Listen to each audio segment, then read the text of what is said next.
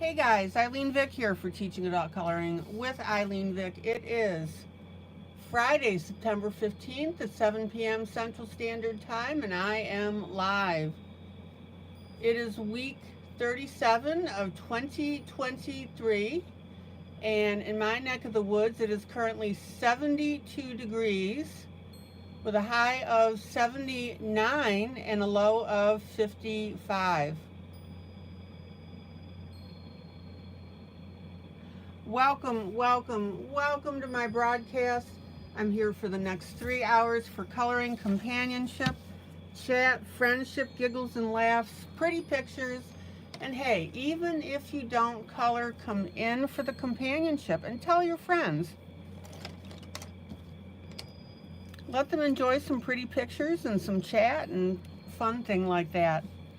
Welcome to my YouTube peeps who come in and chat with me. That's always fun.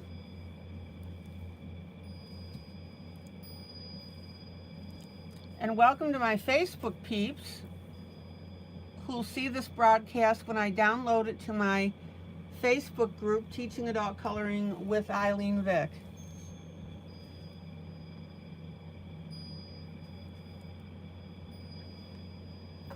Alrighty, good to see everybody.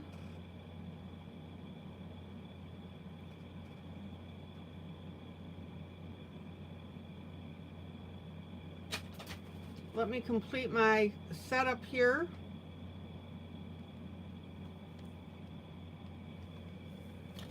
Please say hello when you bop in the door.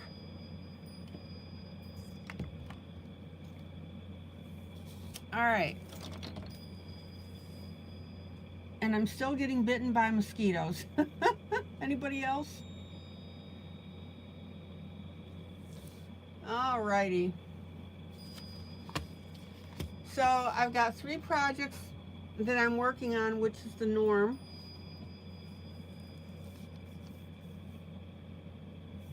Sometimes I don't get to all 3, but I pretty much, a majority of the time I do actually.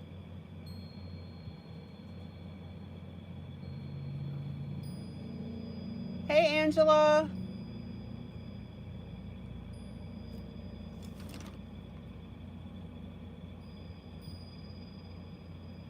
So this first piece is the duet, and what that is I always give away a freebie for you guys to color with me, and I always suggest that you pace me.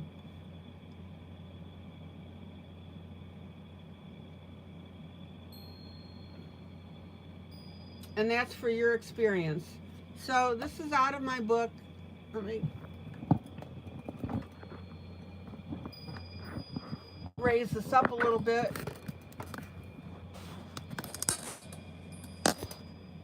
Sorry about that.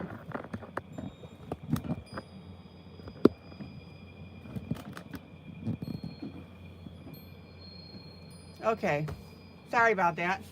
This is out of my book, Hummingbird's Jubilee, Volume 1. You guys are going nuts over it. Thank you.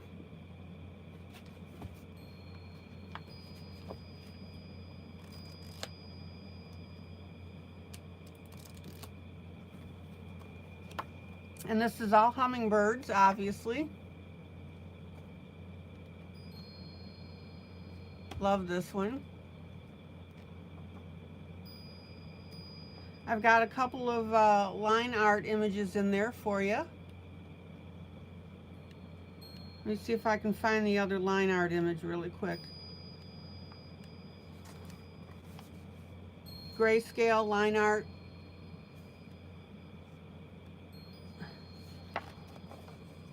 So my images, I always pick them for all levels.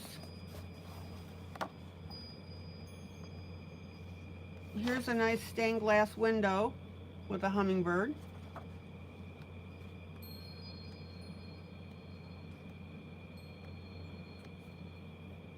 Here's a nice plate. All right, there's my other hummingbird.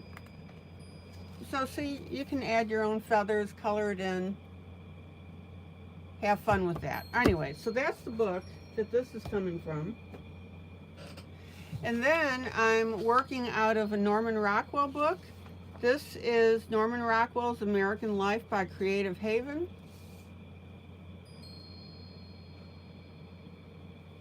Having fun with that one.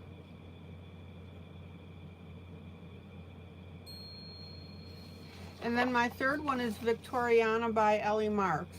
And I've been showing you some techniques on this one. So that's what's on the docket tonight. All right, let me quit yakking about this other stuff.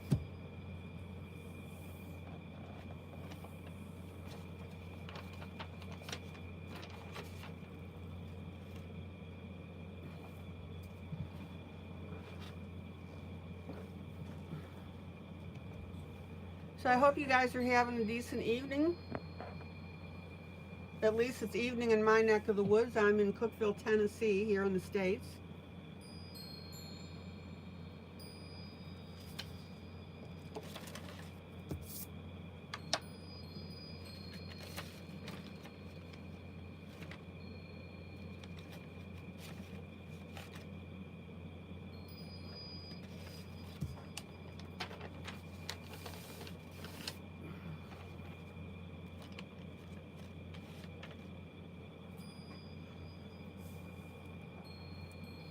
And last night what I'm doing is I'm working on the outside around this first, and then I'll be working on the hummingbird. I may change my mind and pop onto the hummingbird sometime tonight. We'll see.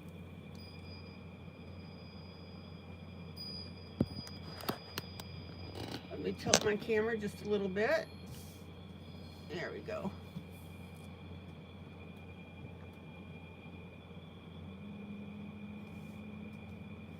So the last I was working on this bottom part. Now, we've got some tree bark here on this side here, and also over on the right hand side. So I'm taking a light gray. Now, of course, get your paper towel that you put your hand on and rest your hand on.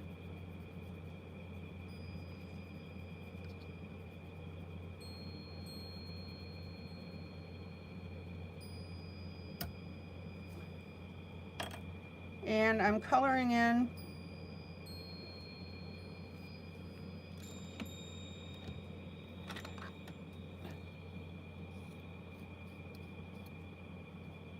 my tree bark. Hold on, I gotta put my pencil in an extender.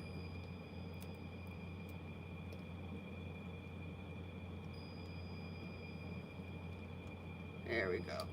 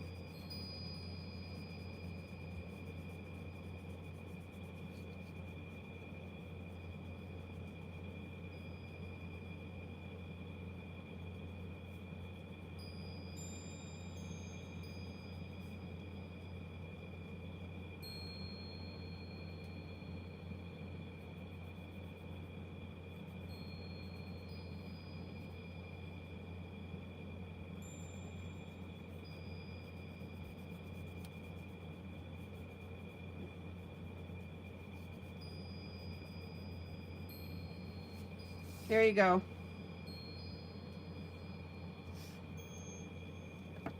So I'm just going ahead and I am starting to detail this bark. Now, it's mostly in grays. I'm doing it in grays to counteract the green.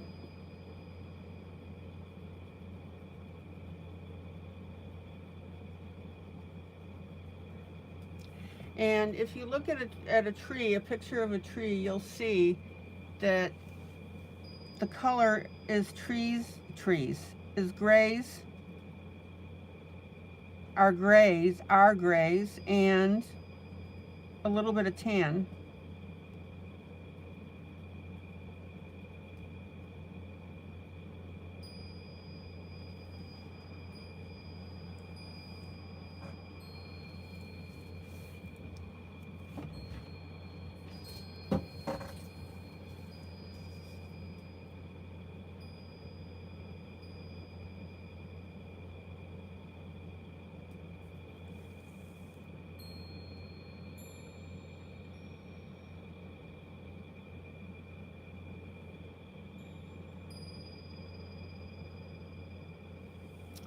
And I'm going to take a light tan here, and I'm going to add a little bit of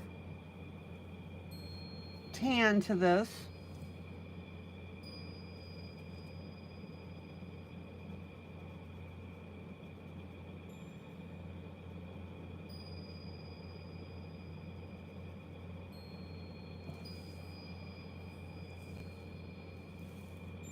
Not much.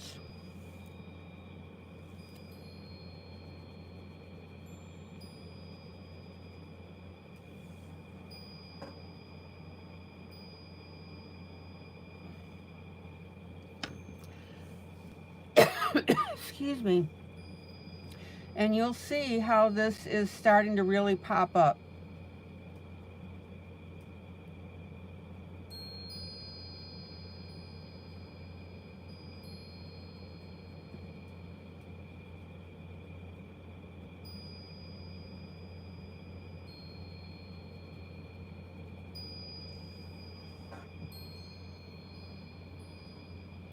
Now on this particular piece,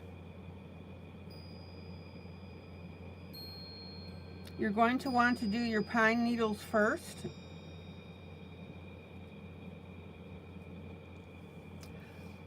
For the majority, but then go ahead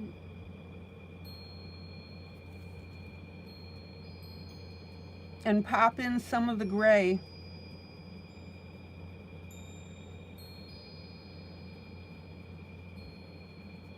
Just so that you know where you are with this.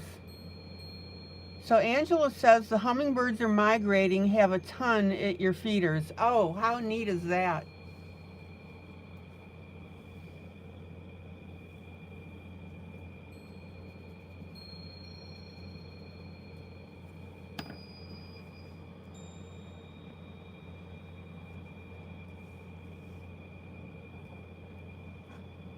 Thank you for sharing that.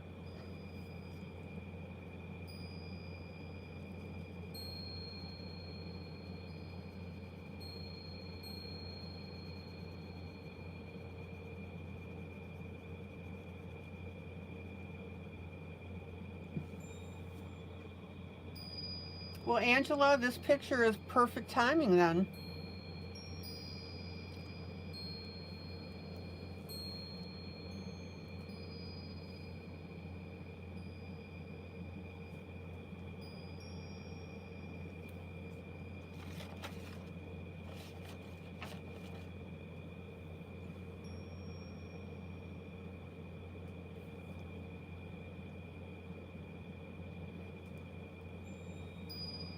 Now, notice how I'm adding a little bit of tan to this bark.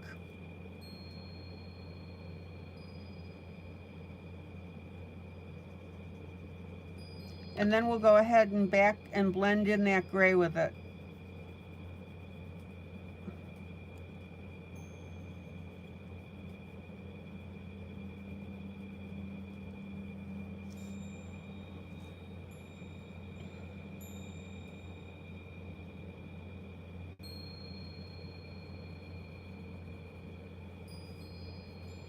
And I'm going to finger blend that.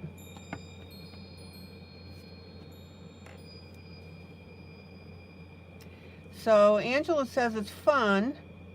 They're out there all day long and will dive bomb you when you change the feeders out.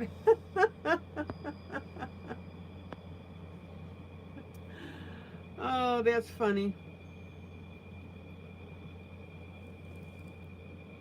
And if you sit outside with something bright colored, they even come to see you if you're a flower. Yeah. There are YouTube videos of people wearing like red hats with, you know, baseball caps.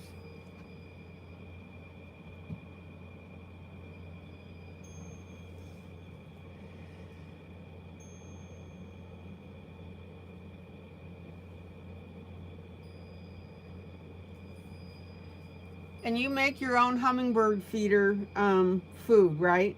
Sugar and water?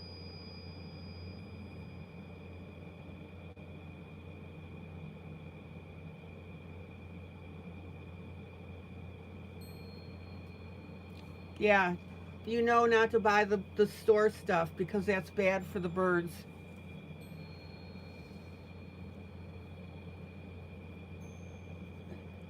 Okay, so now I'm coming in with my darkest gray.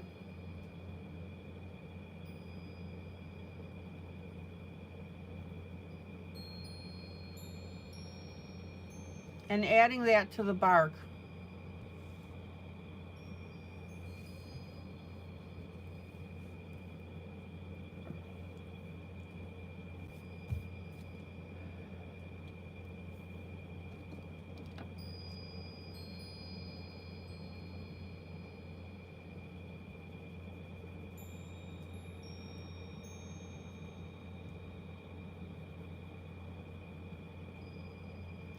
Now, sometimes when you're doing grayscale, especially if you have a busy picture, it may be a little hard to see the details as to what's light, medium, and dark. So color in what you can plainly see, and then go ahead and use your artistic discretion and start adding your own touches to it.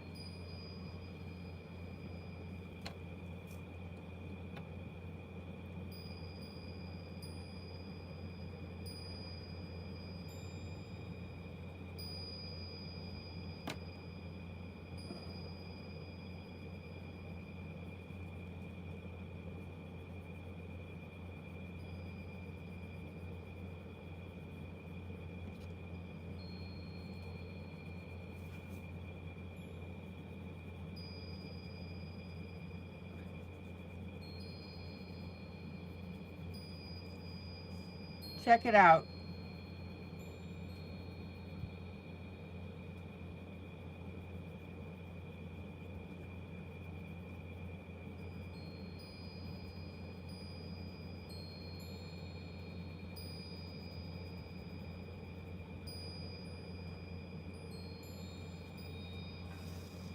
All right, let me pull out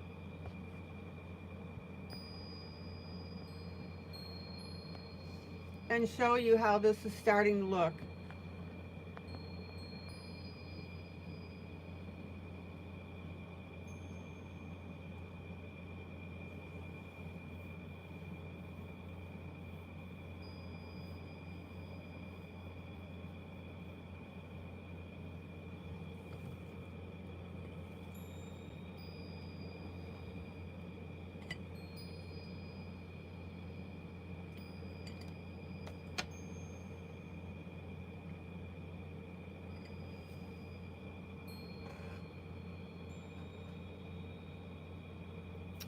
And then I'm going to use a combination. Let's see. Of my green and my blender pencil. I'm using my darker green.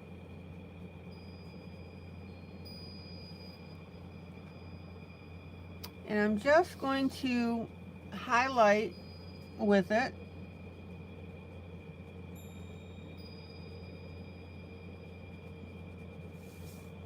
These needles so that they stand out a little bit more now that I've got my gray background in.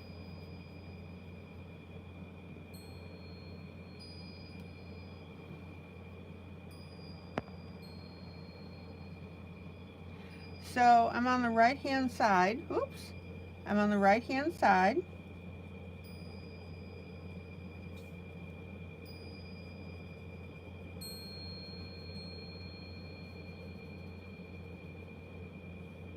Now, this is one of those cases where the grayscale doesn't, this is my darkest green. So this is one of those occasions where the grayscale really doesn't call for it, but I'm adding it because I want that little extra touch.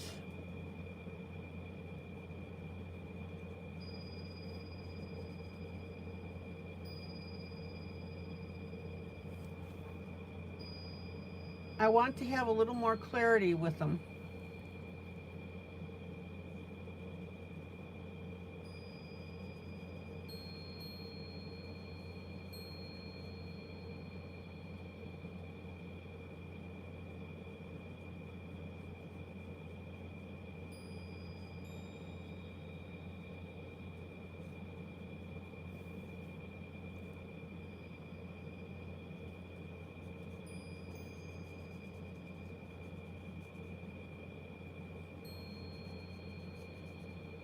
And I'm not adding much to it.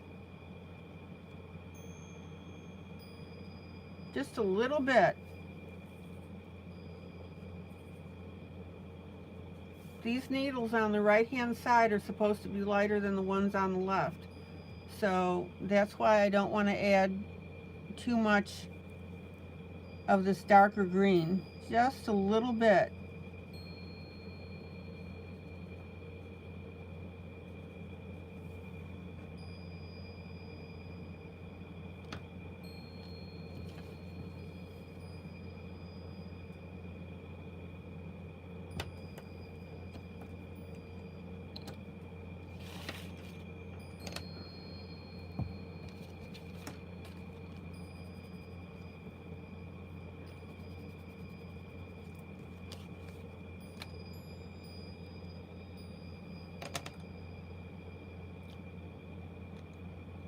And then I'm going to take my medium green.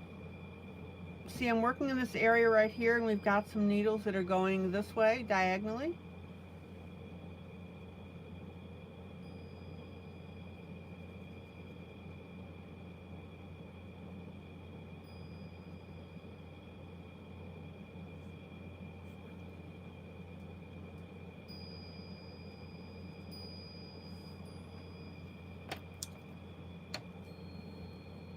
Now, don't go too heavy with your color.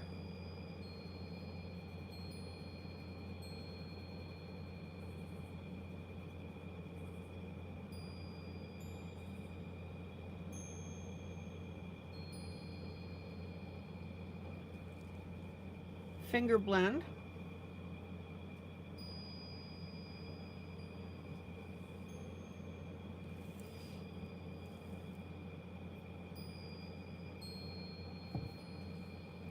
I have an area in here that I went with gray, and I need to erase that.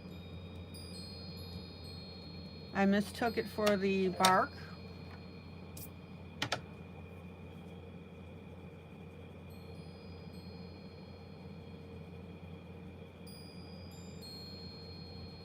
And I'm going to put some green in there.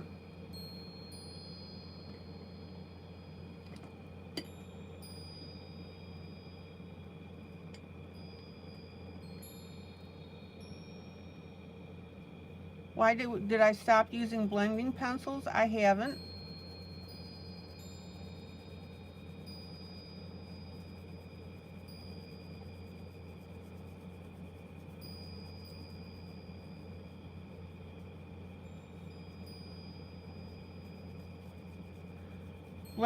Using a blending pencil basically should be a last resort. And if I don't have to use it, I don't. Especially on grayscale.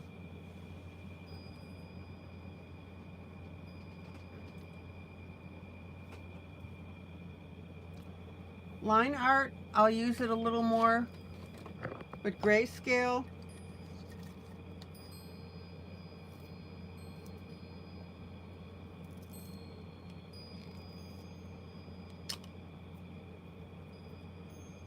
I use it as a last resort.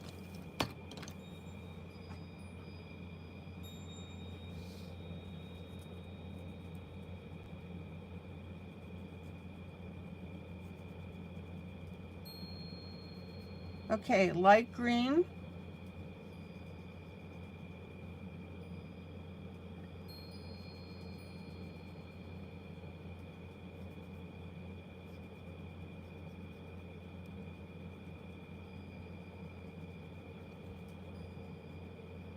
To blend in my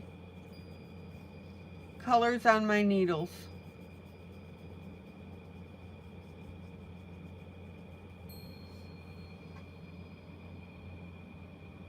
Angela, does that answer your question?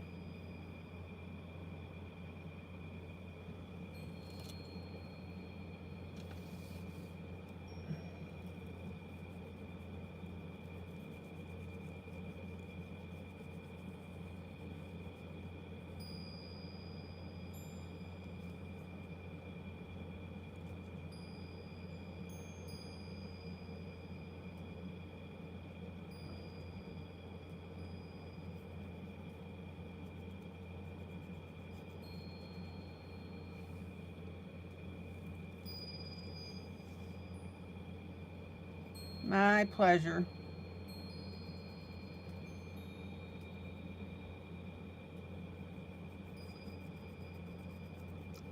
Now, I'm using my lightest green on my needles that I've done over here.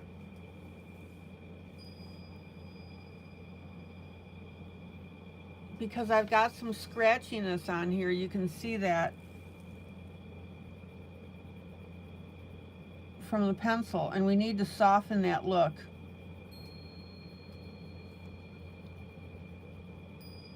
See how scratchy this looks right here?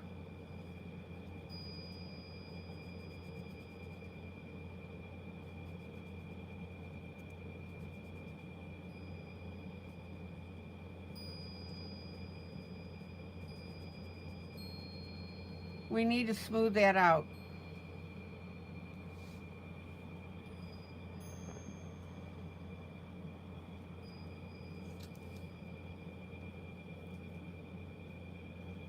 Yeah, on grayscale, Angela, blending pencil should be your last option.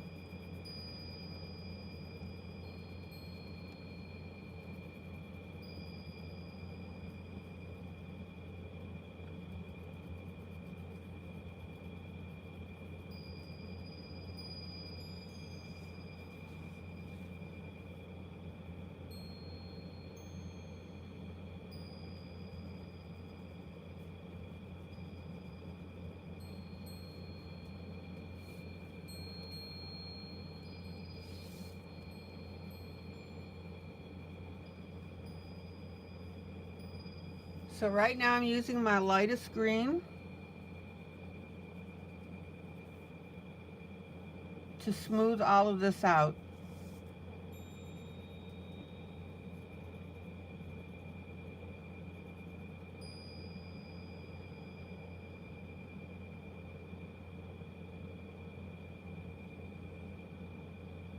Oh, hi, Linda.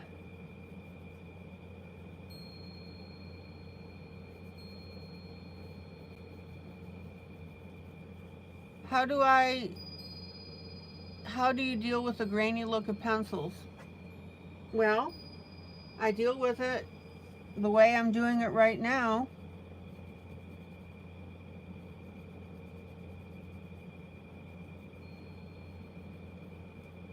By blending with my lightest color, by finger blending.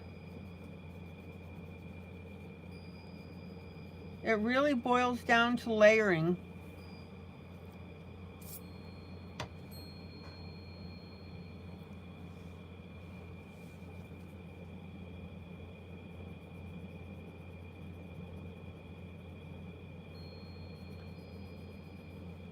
See how I'm using my lightest pencil now to smooth this out?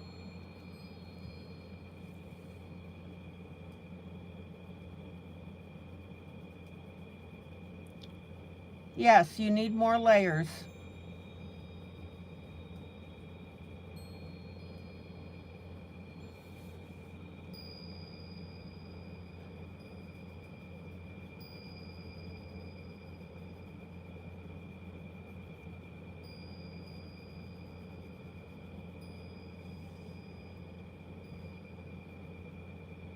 See how this is getting nice and smooth, Angela?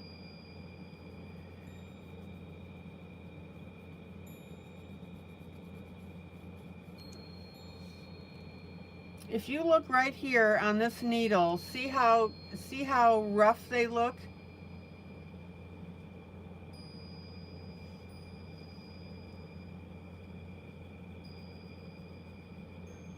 That's because the pencil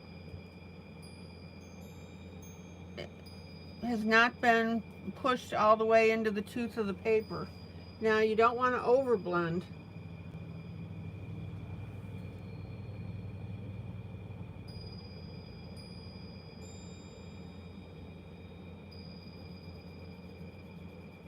See how this is getting nice and smooth now?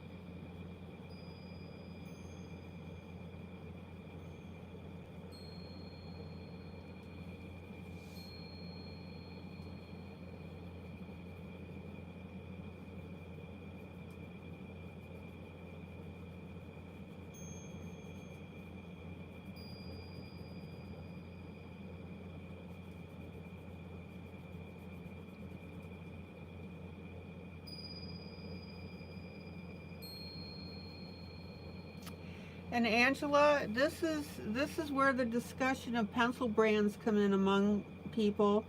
Prismacolor is softer and blends well.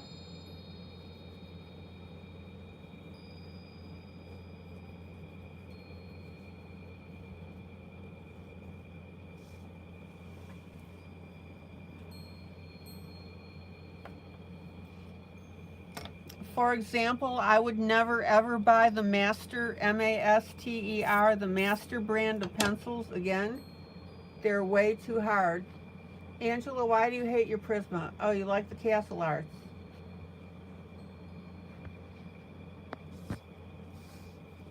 Why do you hate your Prismas?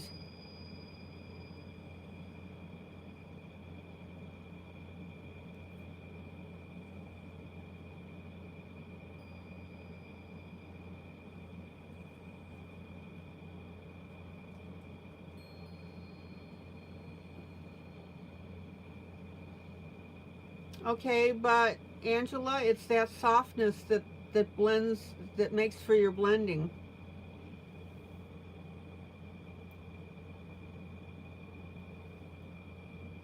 That's why people like them, because they're soft.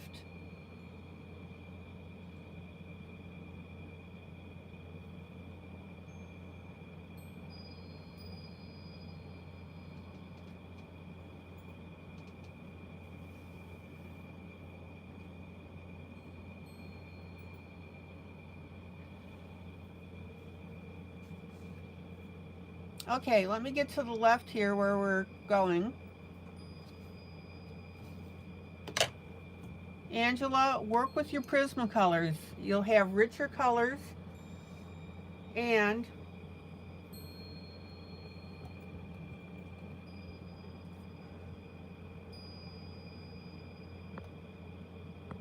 they blend well.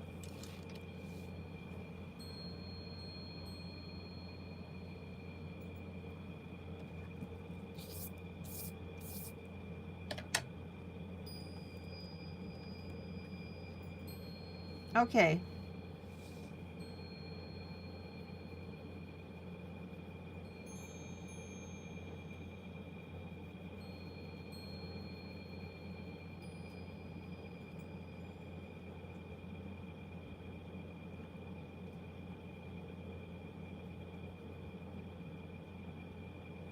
So now I'm going to start working on the light portion of these needles to the left. You'll dig them out to do the hummingbird when you start in the morning. Okay, good. And Angela,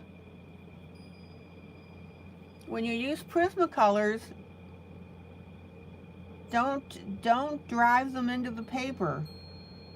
This is why I tell you guys to tint in with your colors.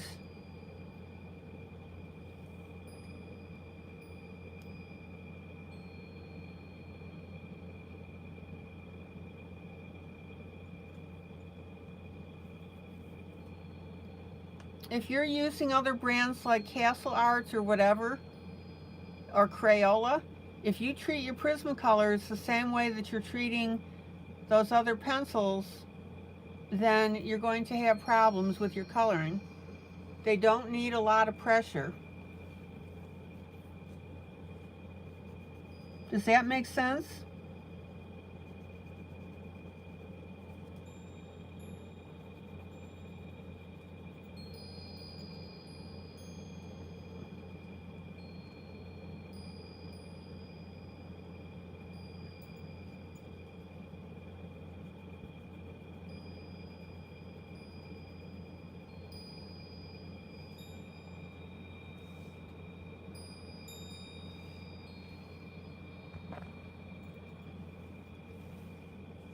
All right, I'm doing my light areas here.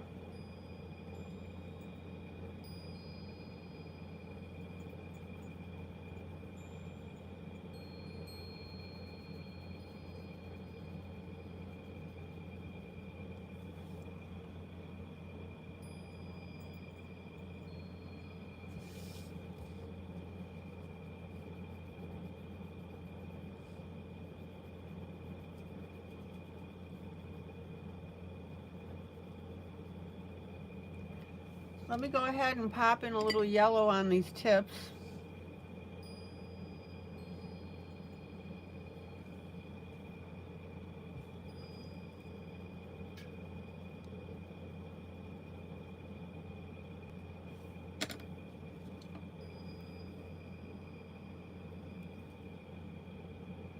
Okay, you use them, you have very little breakage, but I have issues with grainy looking pictures. This is why I asked. Okay, and that's where you come in with your blending. You can use your blending pencil, which is fine.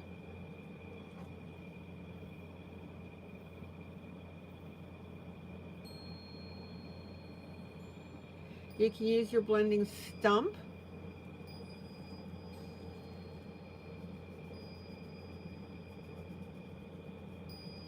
And also keep in mind that the performance of your pencil is going to depend on the quality of the paper.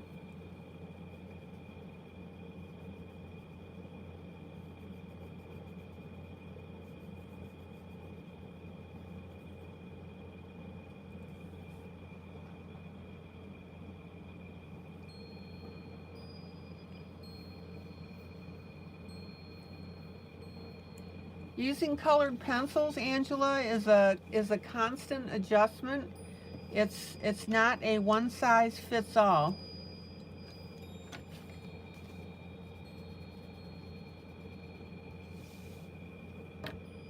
All right, let me find my medium.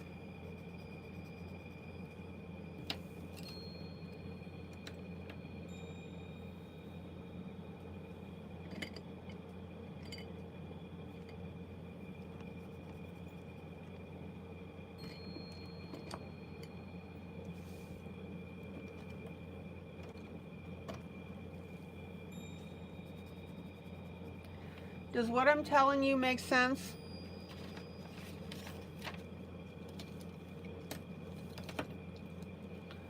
Angela, when I'm coloring, I'm constantly making adjustments.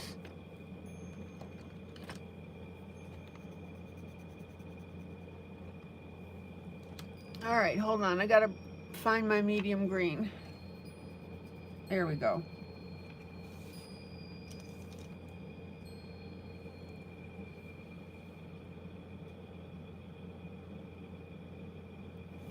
And actually, I even have more of a, how do you figure out what pencil goes with what paper?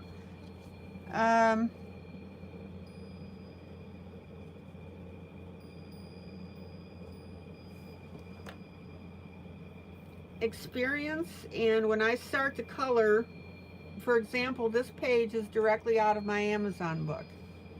I did not copy it on the cardstock.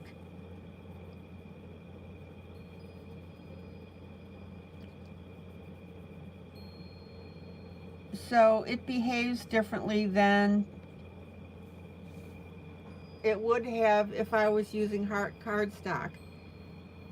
And when I use cardstock, I pretty much know what my pencils will do on it.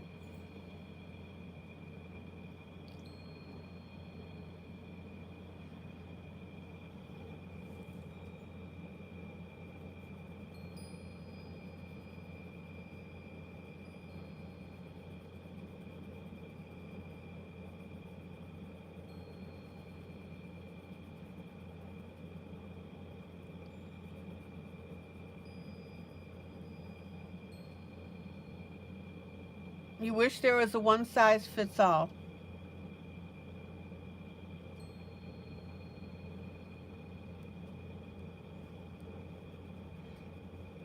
Angela, don't let it fluster you. This is why sometimes you'll hear people say, well, I like my Prismacolors, I like my Fila pencils, I don't like the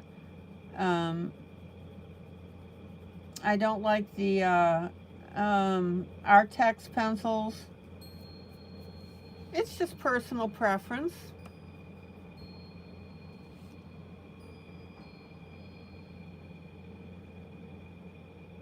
And to me, that's the fun of coloring, is using the different pencils and playing with the different results that I get.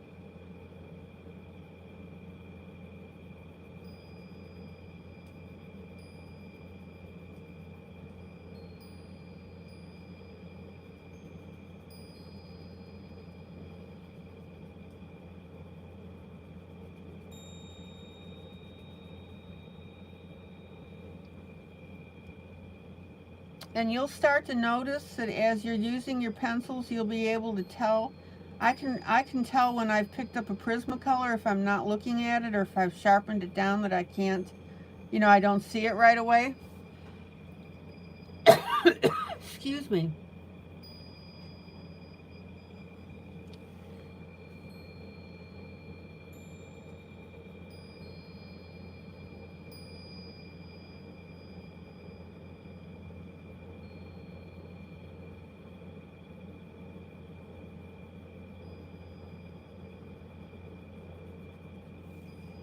I have 11 different brands, 11 or 12 different brands of pencils, and I choose my pencils by color. Now, some people, Chris Chang, for example, uses only Prismacolor.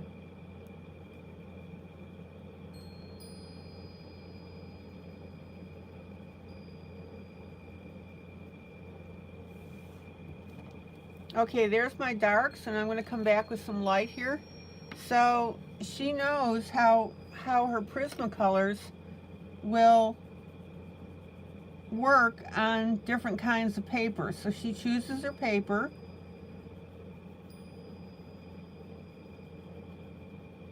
She's experimented with different papers, but also she has colored directly out of coloring books. So she deals with that as well.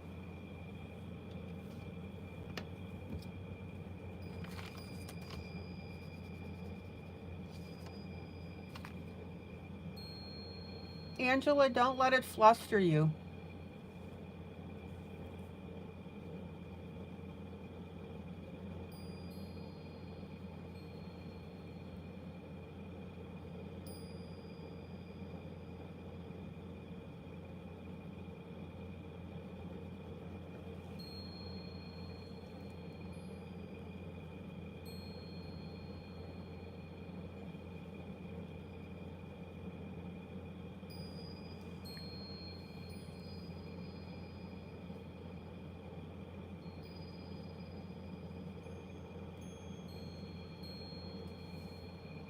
Okay, so I'm filling in this area here with my light, medium, dark.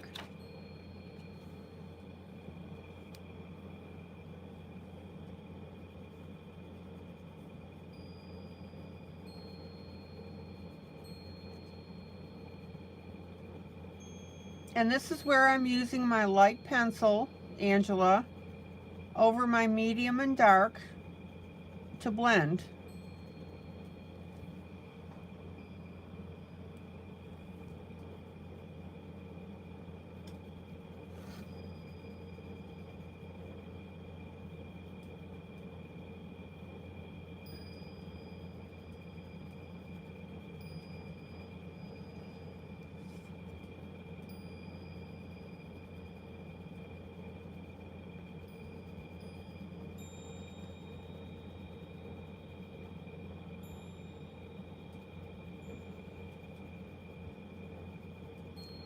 And honestly, Angela,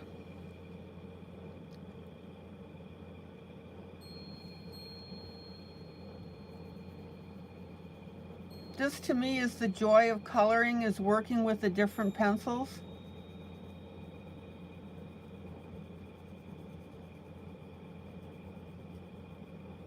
Okay, good. I just don't want you to be flustered or frustrated.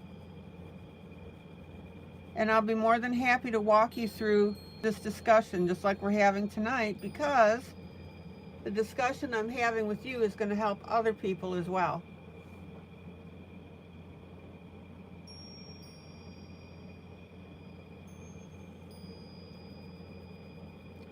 So the first thing that I'll do when I'm blending and getting rid of this fuzziness is I'll use my lightest color as my blending pencil.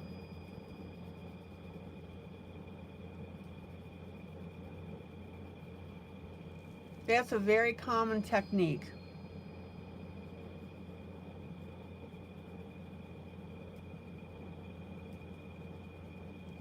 And that's exactly what I'm doing right now to smooth everything out.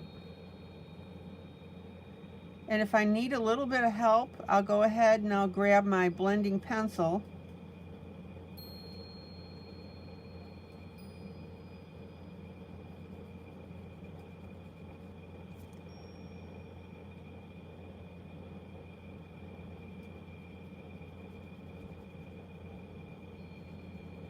And blend up those areas that become a little problematic.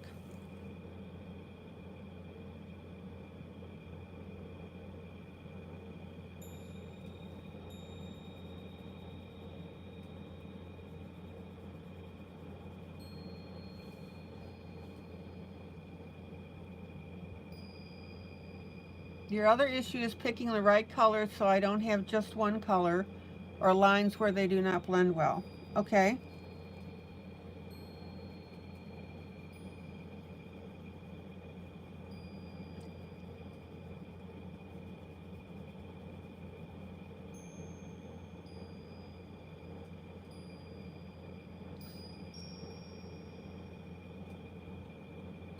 I'll show you something how to take care of that.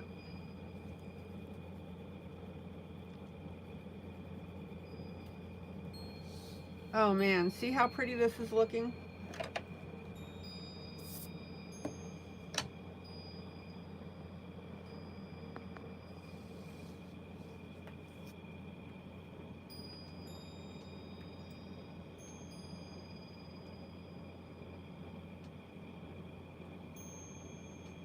Now I still have some blending to do on my gray bark, but right now I'm concentrating on my needles.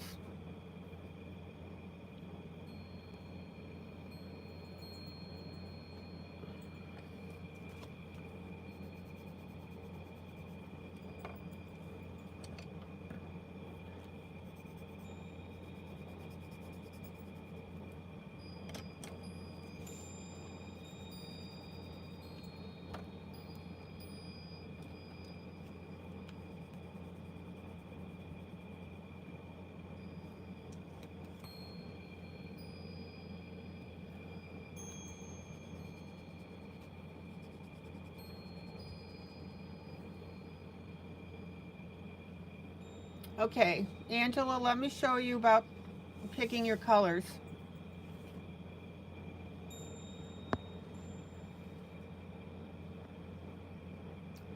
So these are the 3 greens that I'm using on my needles. Let me grab some water.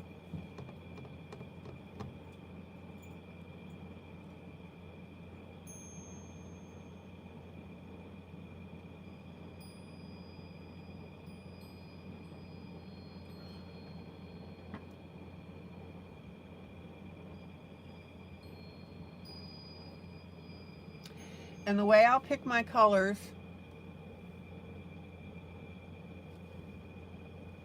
swatching, yeah, S-W-A-T-C-H-I-N-G. Okay, swatching. All right, so when I pick my colors,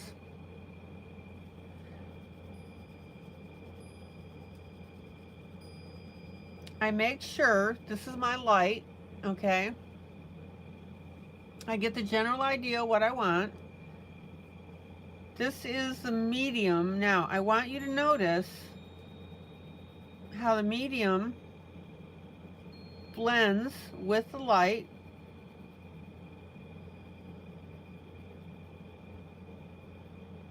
See how that transition is going? And this is my dark.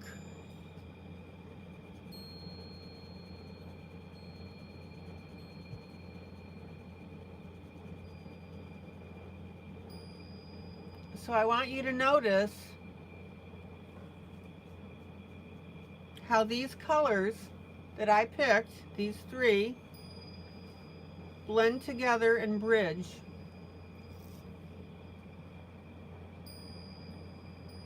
That's what you want to look for.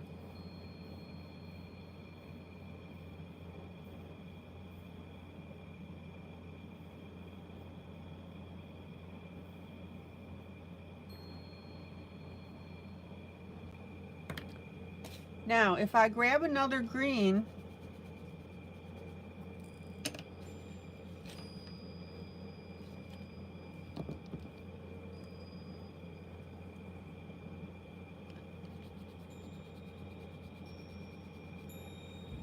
okay, if I grab another green, let's say I wanted to try out this one. This happens to be an Artex, which blend pretty well.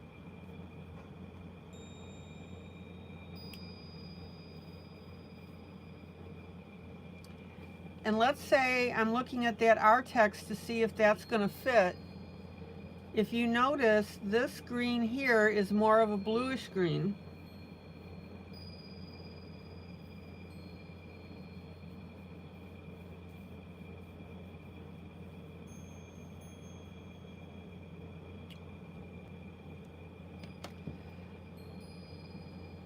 Yeah, lay your colors together.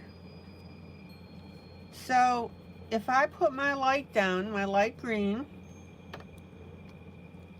so I pick that, and then I find a medium green that I like. And then let's say I'm going to pick my dark color, and I pick up this pencil before I've picked up my other dark color. Do you see how different that one is?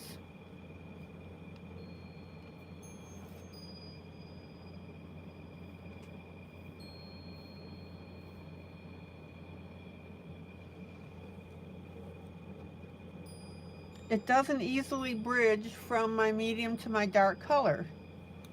So I go, okay, I'll set this one aside and not use it. So then that's where I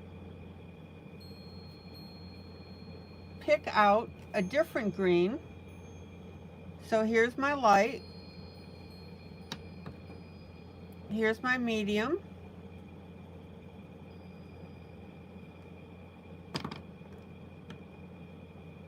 And then here's my dark.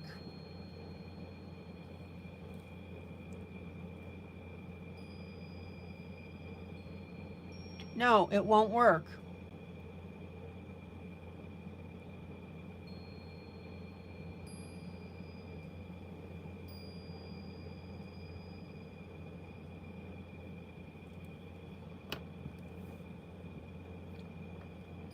Now, if let's say I wanted to use this color right here. So what I would do is I would go back to my greens and pick out a light and a medium that worked with this color.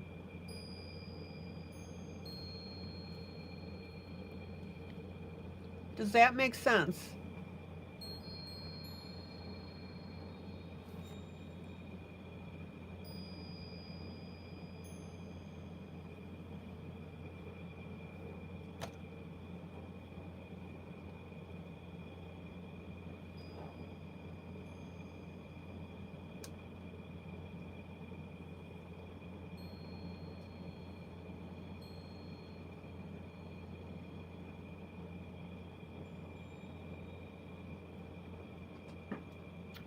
So let's say I've got something where I'm coloring a dress, like my Victoriana, and I want pink.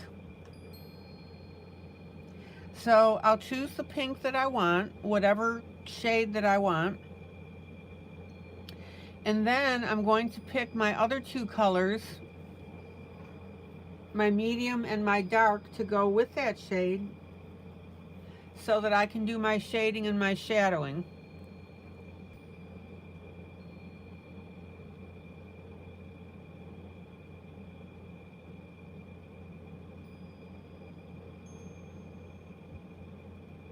So the first color that I pick, which will be the main color that I want for the object that I'm coloring, then I'll go ahead and pick my other two colors that will bridge with it.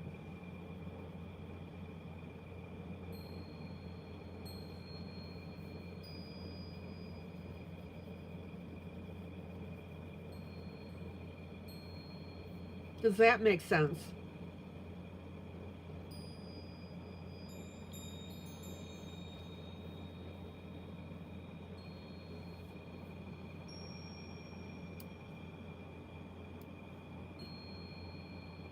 And see, to me, that is the fun of coloring.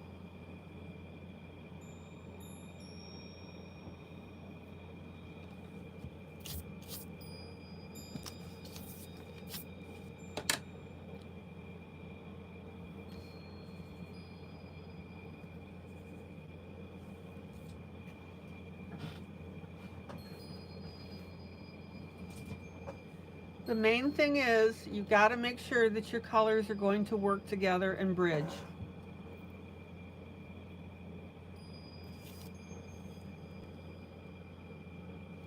All right.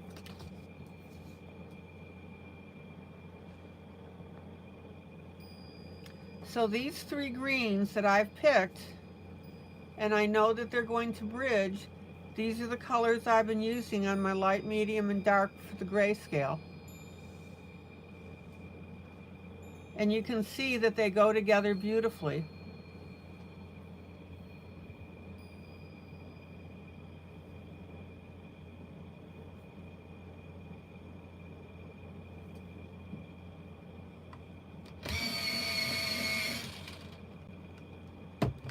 Now, I'm very lightly going to use my blender pencil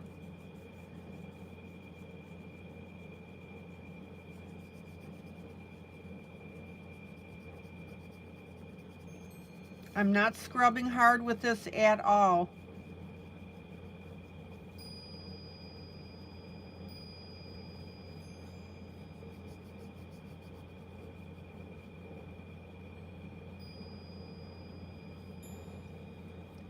And I'm smoothing out any areas here now.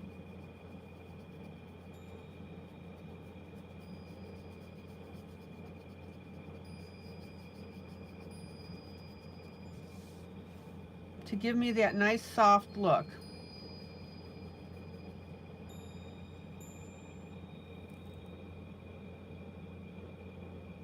And Linda, that exactly, if you go too heavy with your dark color, it's going to give you a hard time to blend it. Exactly. That's why I keep telling you, don't pile drive your pencil into the paper, especially your dark colors. You've got to put them in gradually.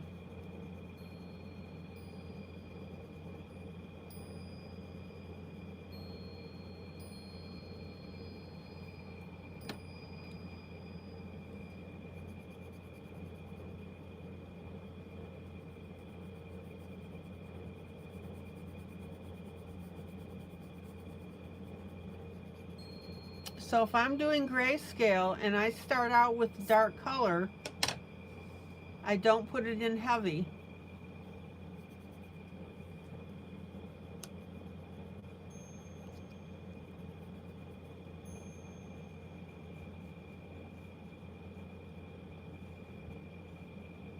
And that's why sometimes you'll see me start out with my light color,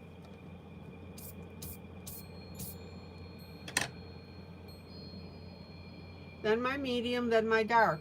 But there is no set rule which color shade you're going to use first.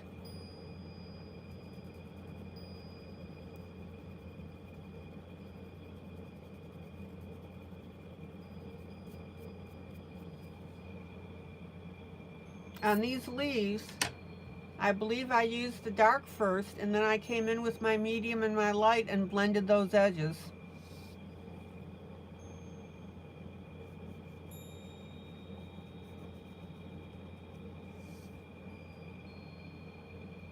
Is the light bulb going on for everybody?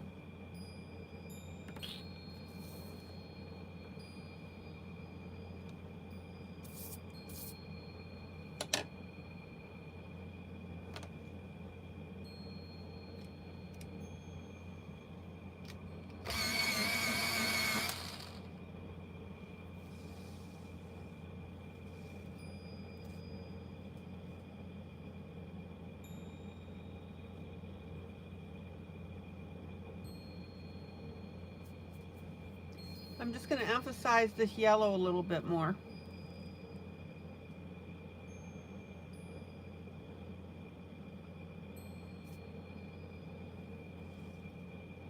Good, Angela. I'm glad you hear that. That's helping you.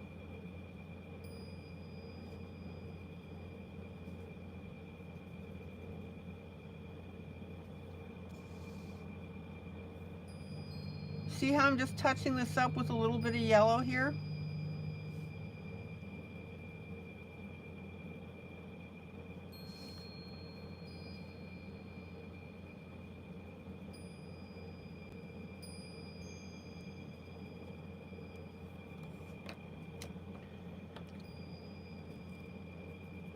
Here's an area that I didn't finish.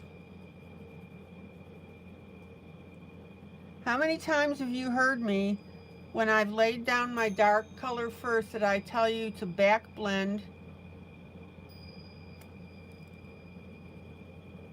I'm back blending my color. What that means is when I put down my dark color, when I go to do my medium, I start on the a little bit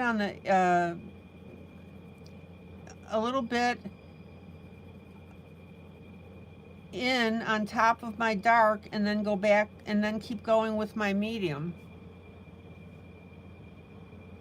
That's what back blending means. I'm backwards blending into the previous color that I put down.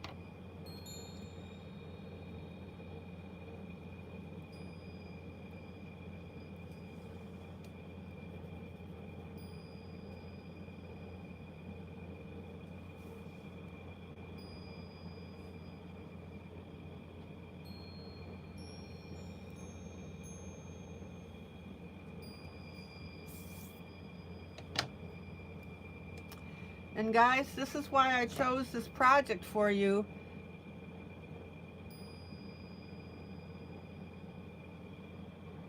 Because with these needles at the bottom, we would be blending that.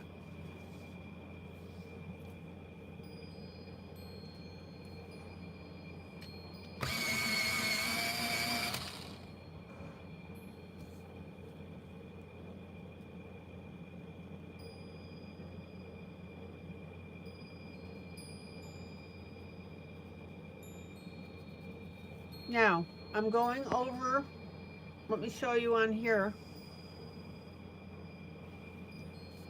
See these, obviously you see the dark. So I'm taking my medium and I'm going over that dark and I'm blending that and smoothing it out and mushing these colors together.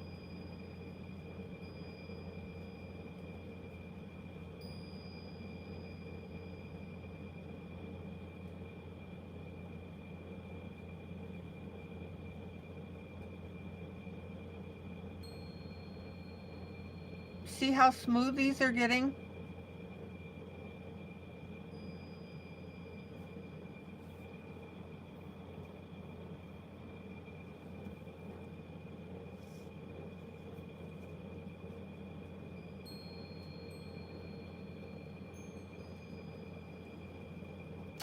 Yeah, Angela, you got to make sure, and see these pine needles are a perfect example, is that these three greens work together beautifully. There's a light, a medium, and a dark, and they all blend together beautifully.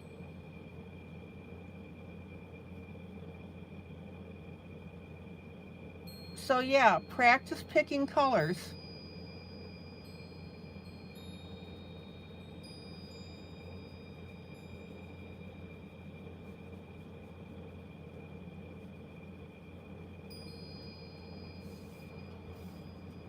And look how smooth and beautiful that's looking.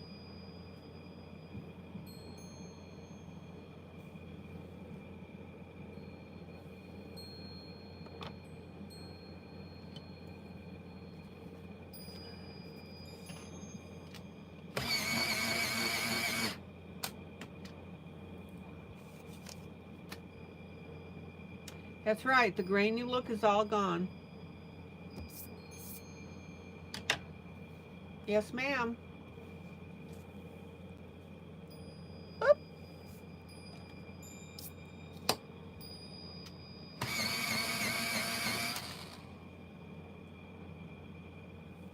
So whoever's watching this is getting a great discussion about blending.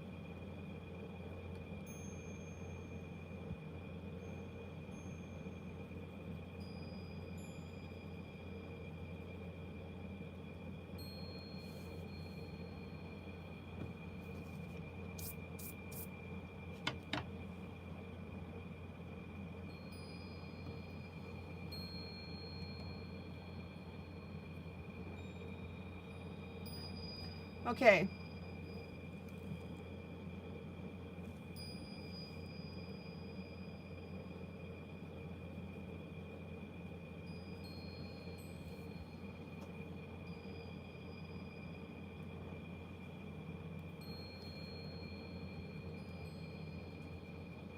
Made a little mistake here. I don't want my brown on top. There we go. Okay, now, Angela, this is where I take my light, my medium, and my dark gray.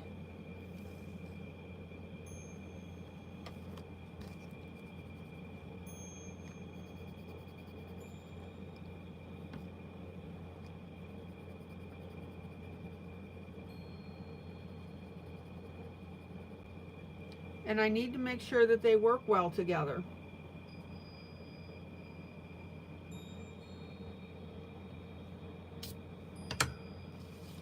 So Angela, let me show you how I'm picking my grays. Here's my light gray.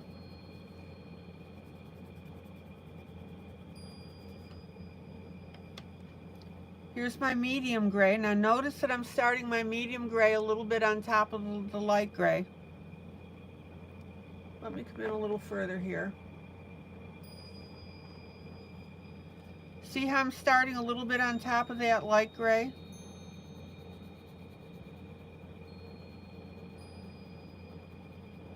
I want to make sure that they're going to blend together.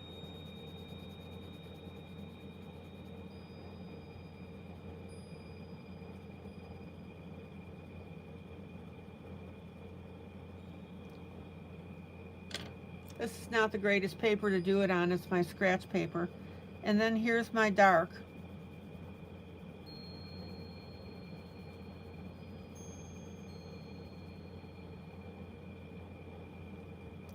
Now, remember how I'm always telling you that proper blending, Linda, type this out for Angela, will you? What is a proper blend?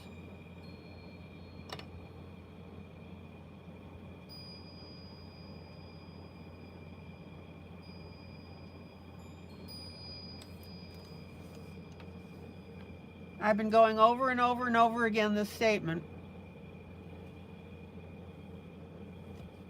And see, when I use my finger then to blend, to smush the colors together, which I do sometimes, the heat of your hand works beautifully in some instances to blend your colors, as does taking your lighter pencil and going over all three of your colors.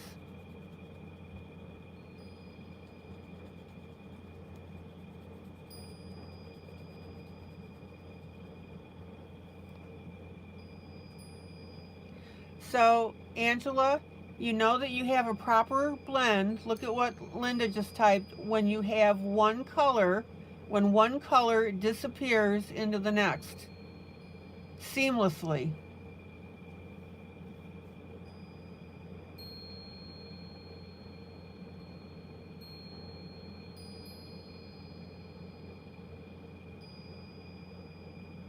Linda, add that to your to the definition. When one color seamlessly disappears into the next. And that's what we have with our greens. See that? Light, medium, dark. And it's hard to tell where one ends and the other begins.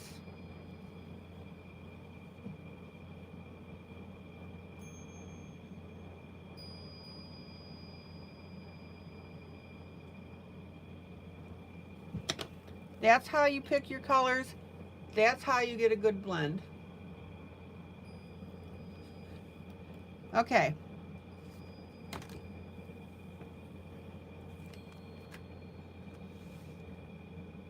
When one color seamlessly disappears into the next. Thank you, Linda. You're a treasure.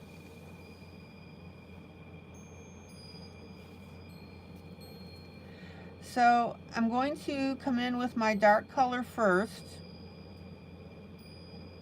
onto the dark part of this tree branch.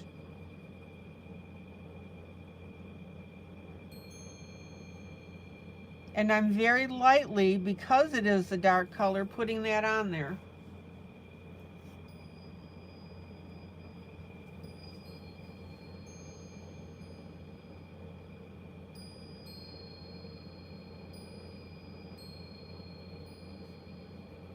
I am barely touching the paper because this is a dark pencil.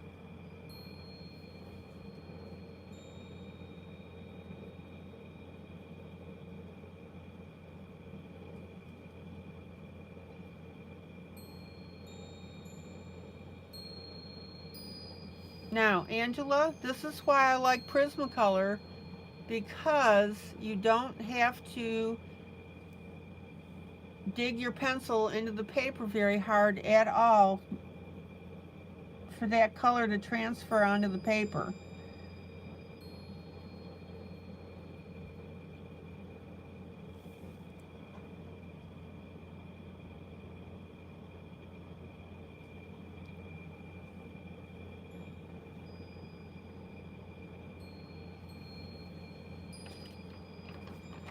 Hold on, let me make a note about something.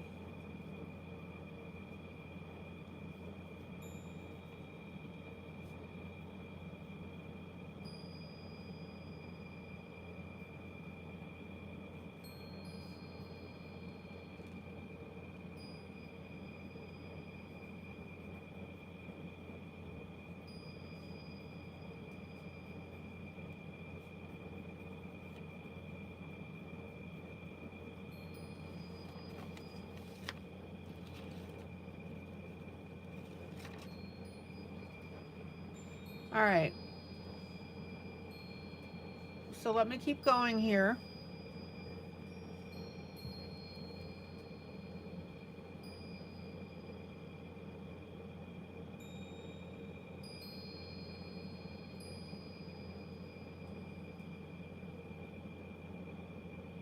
And see, Angela, this is the fun of playing with the pencils, because depending on what pencil brand I have will tell me how much I need to press.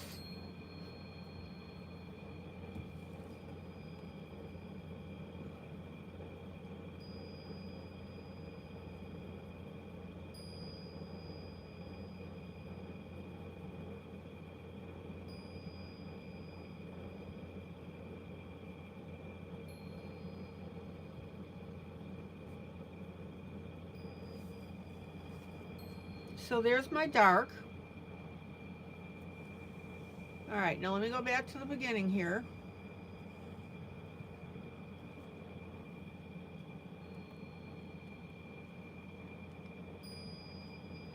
Now I'm going to come in with my medium color, my medium gray.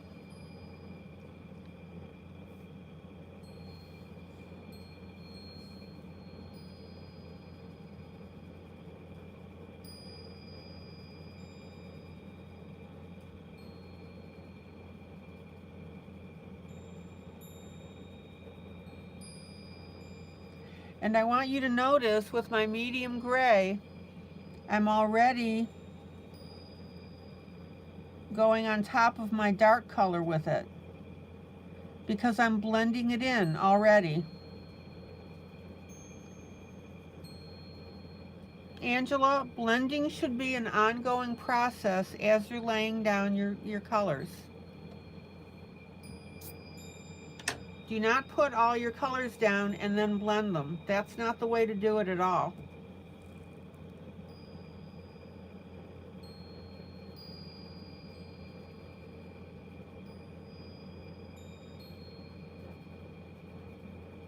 And in fact, the less that you have to blend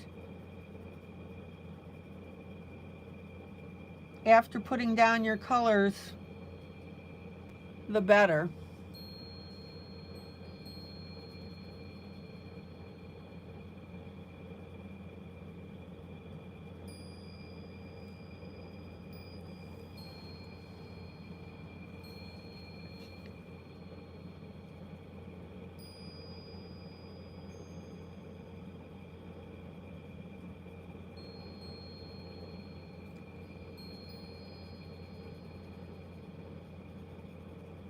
All right, so check out how I'm just hitting the medium spots and letting my pencil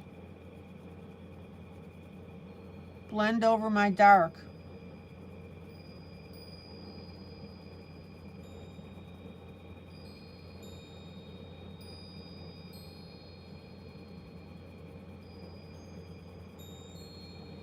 Check it out.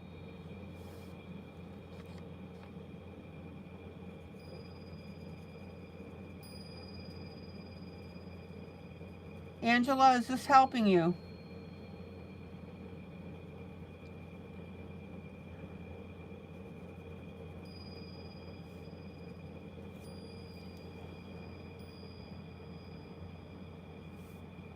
Okay, so back to the beginning here.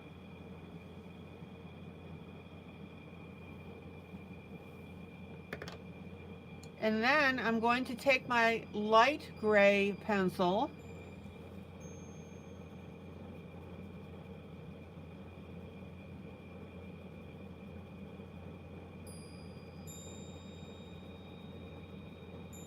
and not only am I going to color my light areas with it, but I'm also blending over my medium and my dark with it.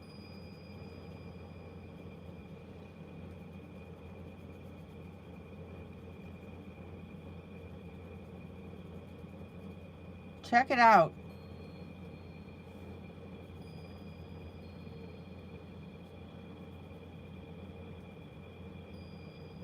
Now, sometimes you don't have to do a blanket coverage like that with your light pencil. It just depends on the situation. But I want a nice soft look. So I'm blending over my medium and my dark with my, as well as filling in my light areas.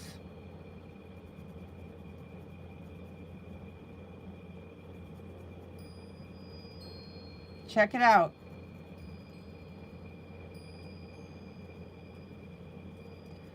So my light pencil is acting as the blender pencil.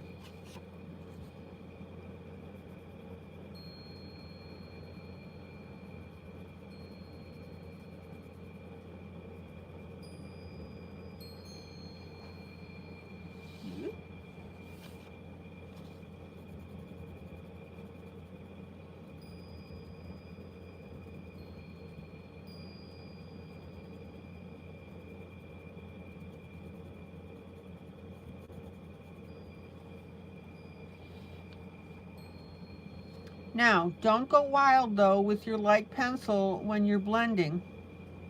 Don't just make broad strokes. You want to blend your individual spots.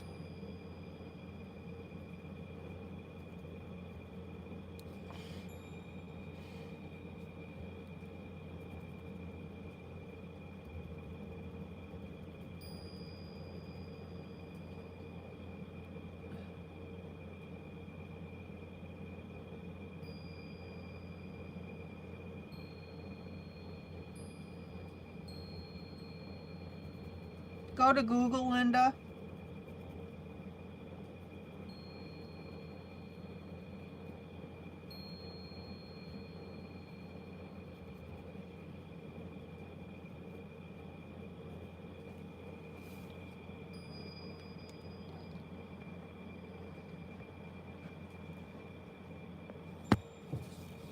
Check it out.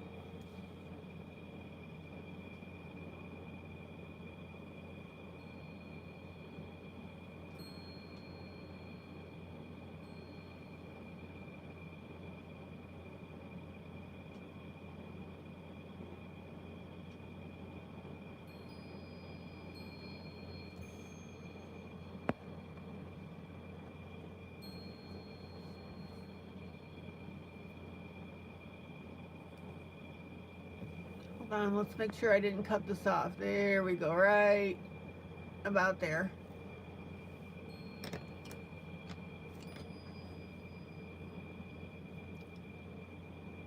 Linda, what I do, yeah, I get it. What I do is I go to Google and I will Google, for example, I would say close-up pictures of a pine tree, and I would look at different pictures.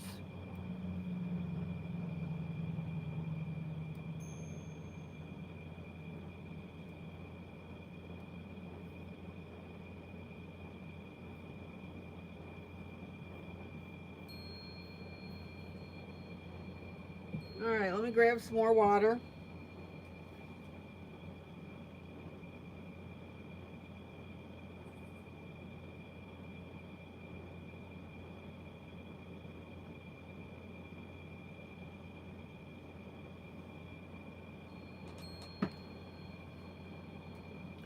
Also, personal experience. I mean, I remember pine trees where you have these long thingies hanging down.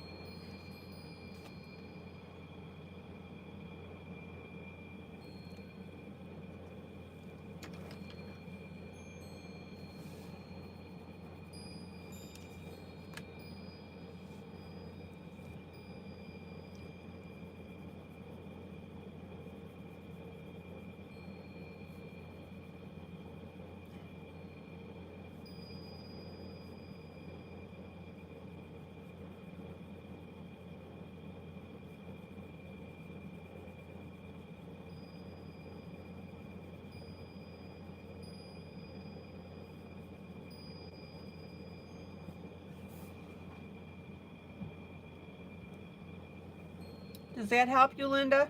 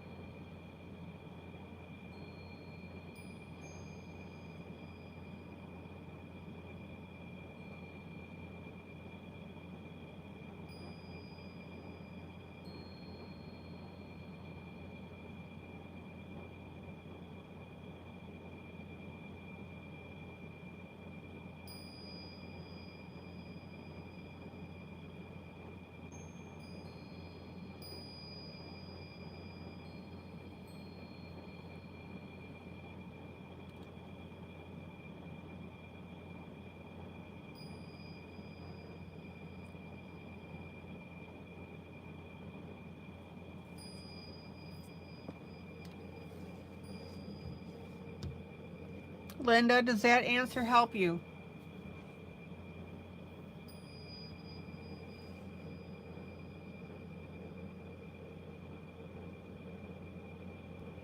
Yeah, that's okay. But you see, Linda, that's what makes coloring so much fun, is because people have different visions of how stuff looks.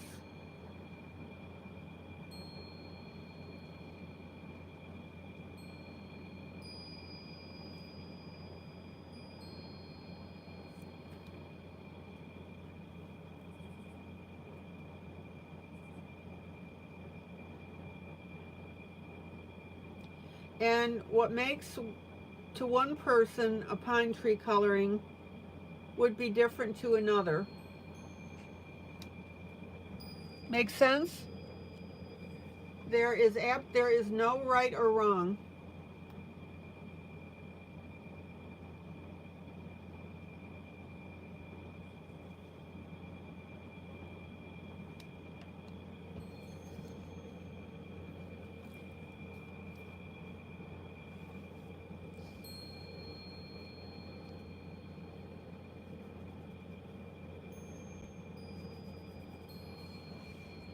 Now, Angela, I want you to notice that I use my darker brown on here.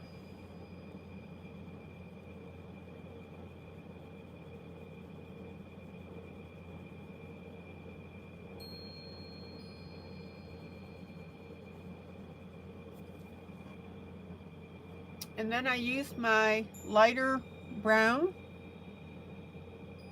gold to blend it. And I'm still going to come back with a third color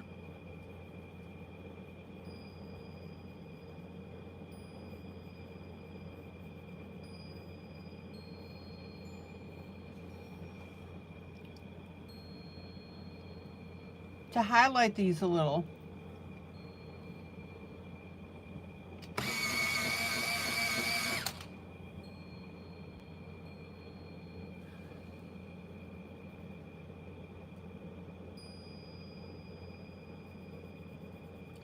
And Linda, the other thing too is what's going to dictate the color of these little hangy things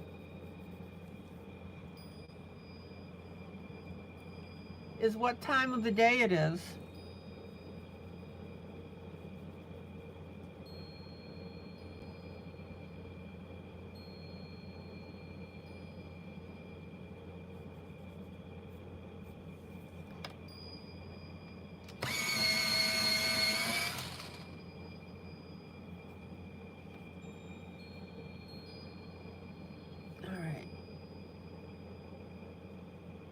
I'm going to blend over my lighter color here.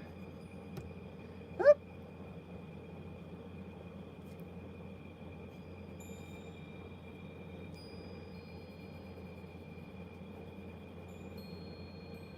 Now, don't get into the habit of just blending over everything with your lighter color to make your blend. That's not the way to do it. It depends on the picture.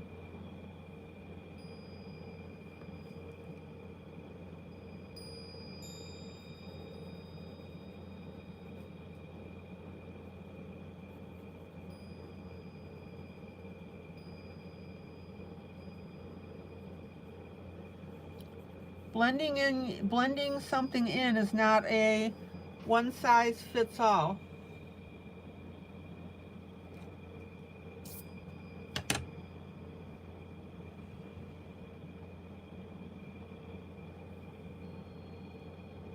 Angela, does that make sense to you as well?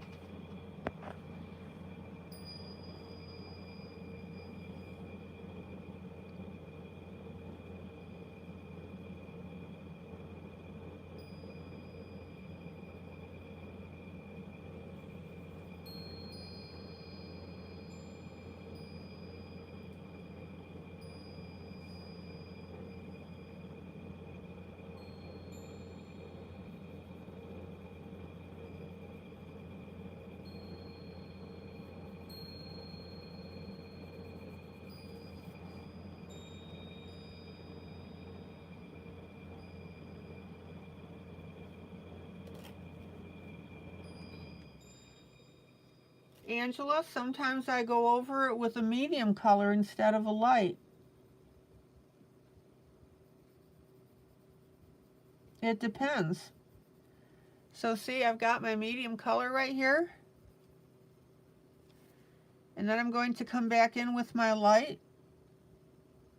and back blend that a little bit.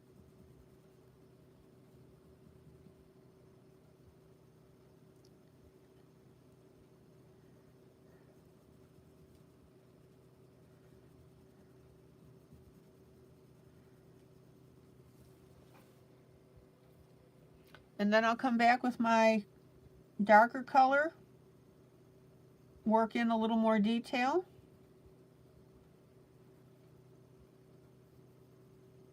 And merge those edges.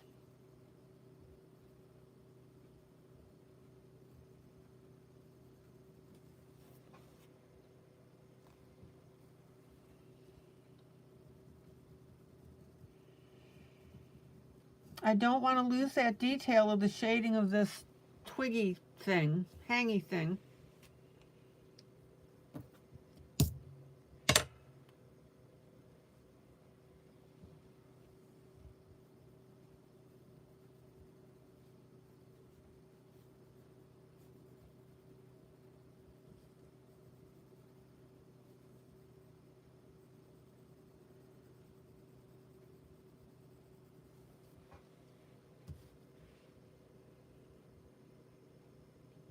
And then this is where I'll sometimes just take my finger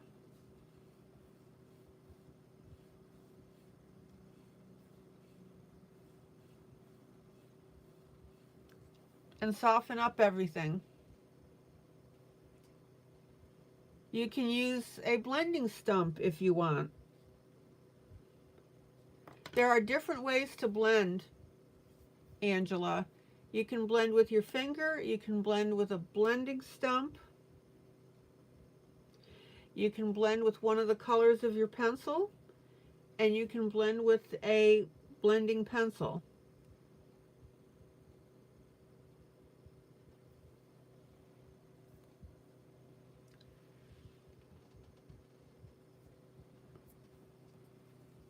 It depends what the situation calls for.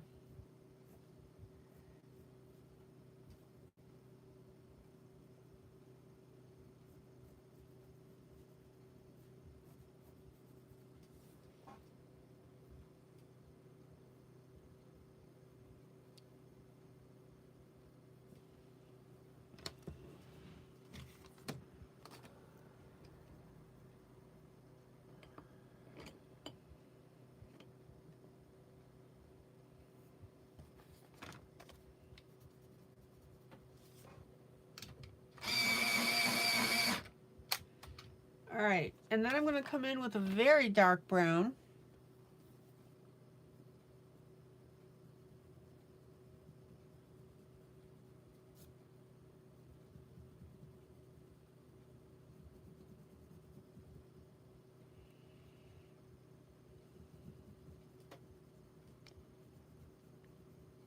And add even more dimension.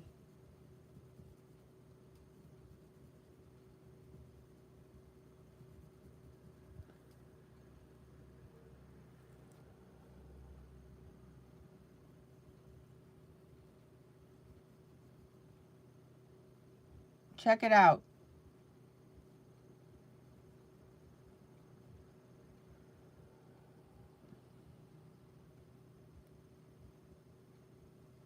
Angela, remember when I was showing you bridging those colors, that I bridged them using the pencil? And I didn't use any blending stump on it or anything at all.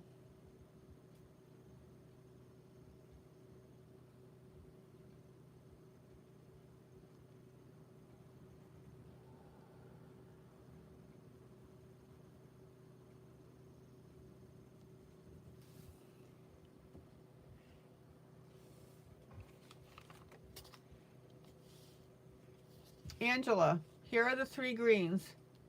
Remember when I did those 3 greens? I did my light, my medium, and my dark. I didn't use anything on there to blend them. I just did it with the pencils.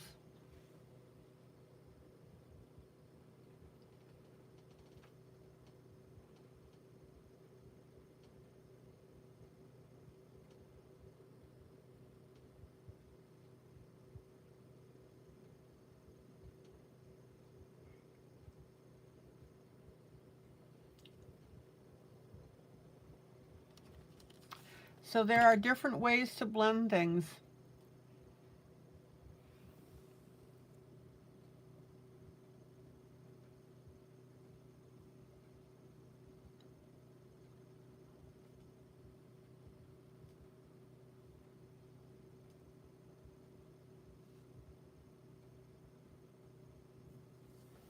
All right, let me pull out.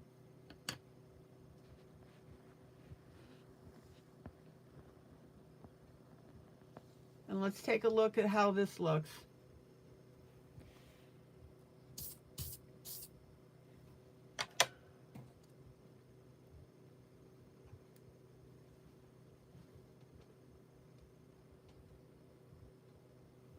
Check it out.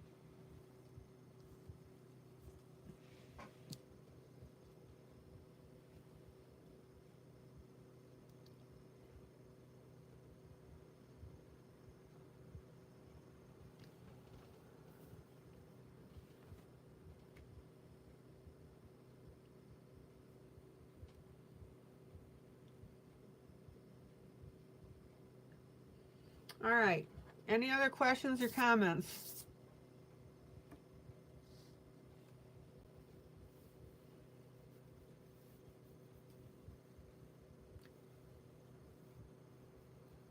Angela, grab a piece of paper and a pencil and write down these 4 ways of blending.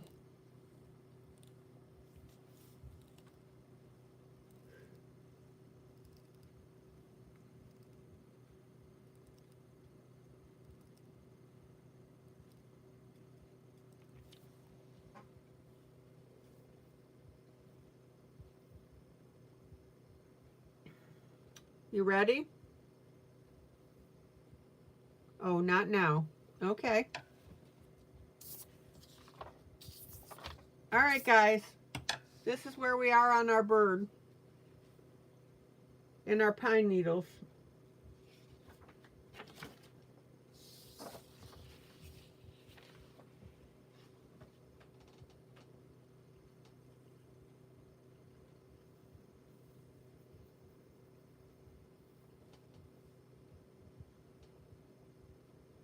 Norman Rockwell.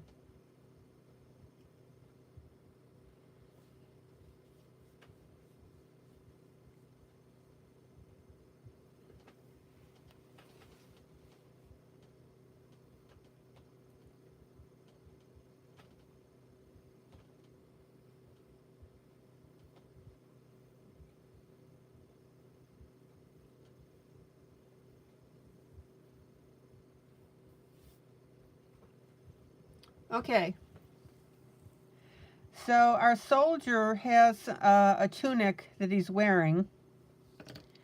And I'm going to, let's see what we want to do with that.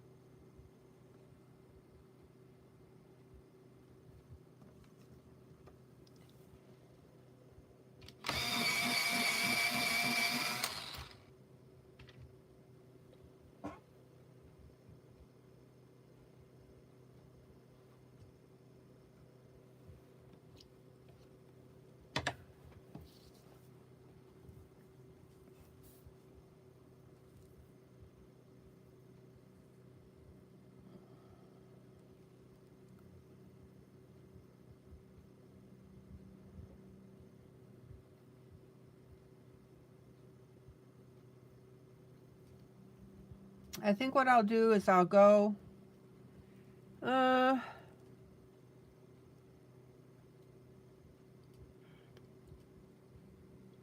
with a very light green.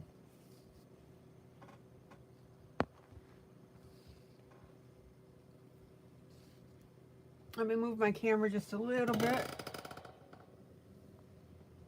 There we go.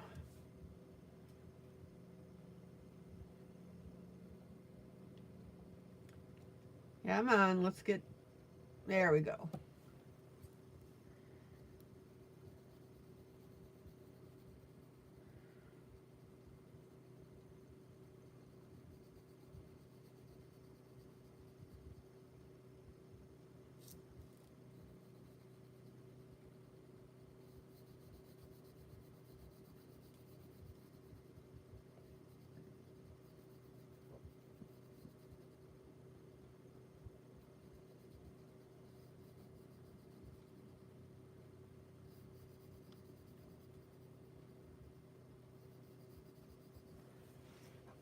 So we've got a light green here.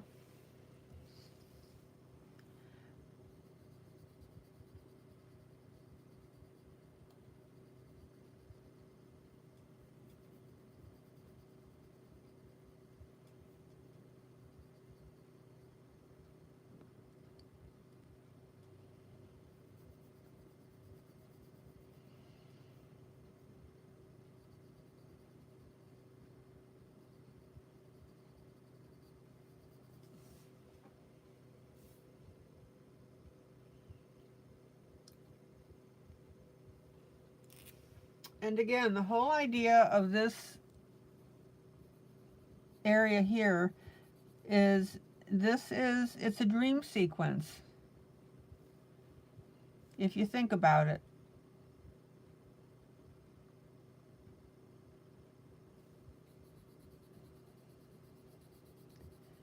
This little boy is reading his book.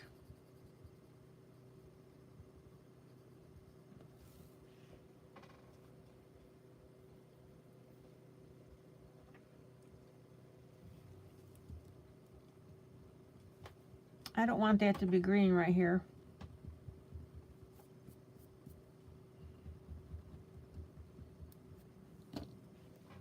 This little boy is reading his book, and he's dreaming that he is the knight saving the lady. And it took me a minute to realize that it was him, because the knight has glasses like the boy does that's reading the book.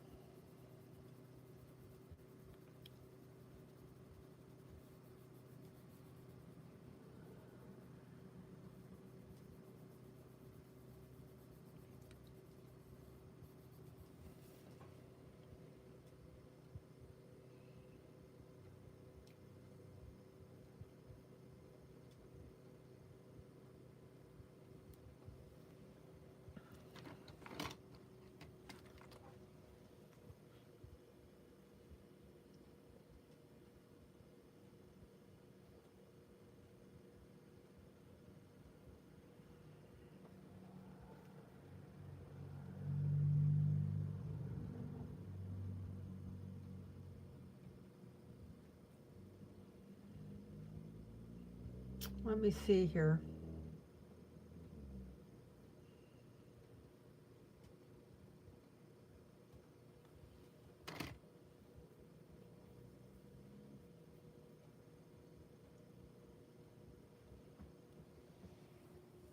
So now I'm going to come in with a little bit darker green,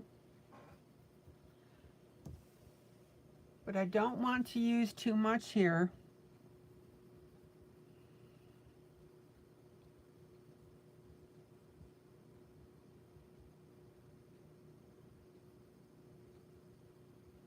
Or too dark, I should say.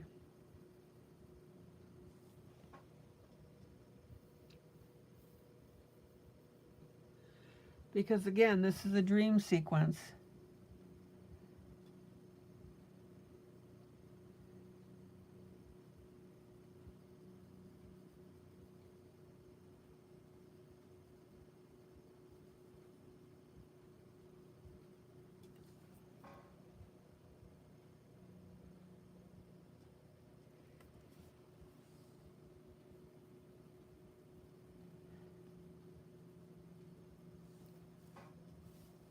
So I'm just very lightly introducing this medium green.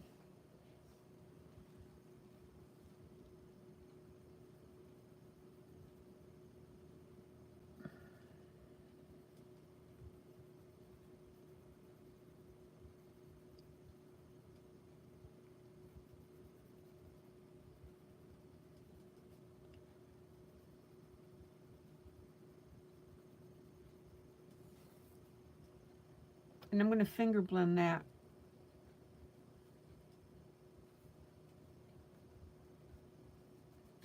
Okay.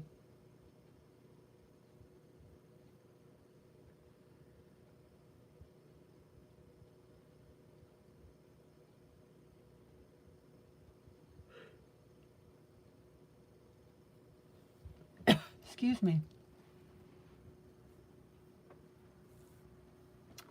And then I'm going to come in with a very light blue.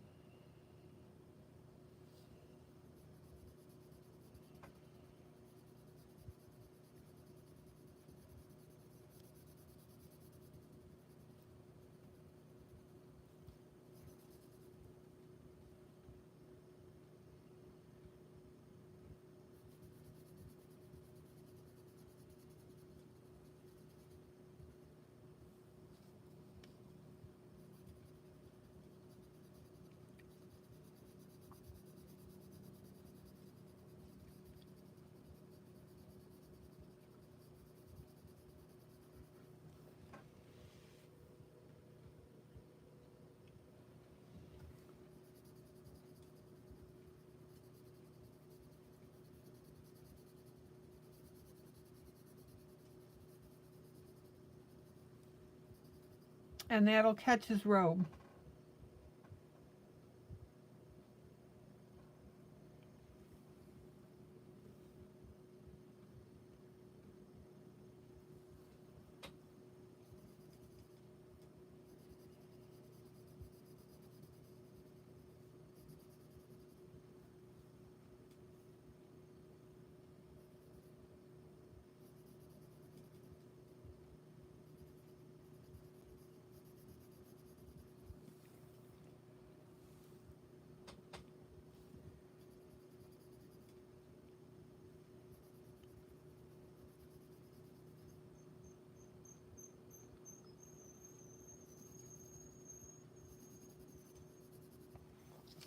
Okay, so let me show you what we have so far.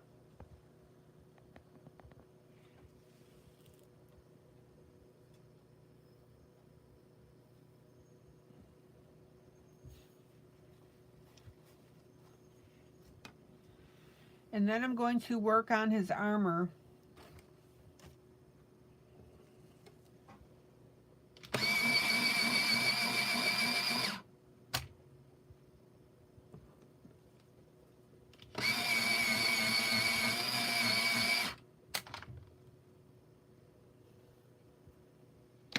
And his armor, I'm going to work shades of gray.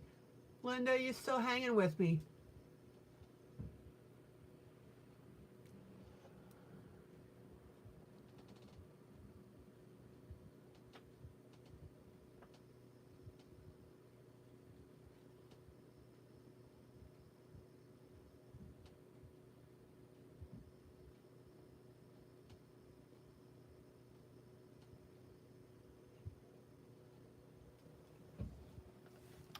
So now, going back, I did the gold last night.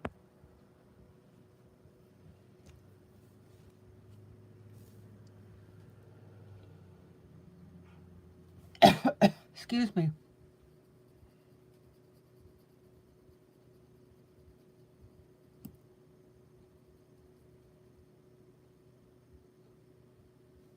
Angela, you still hanging with us?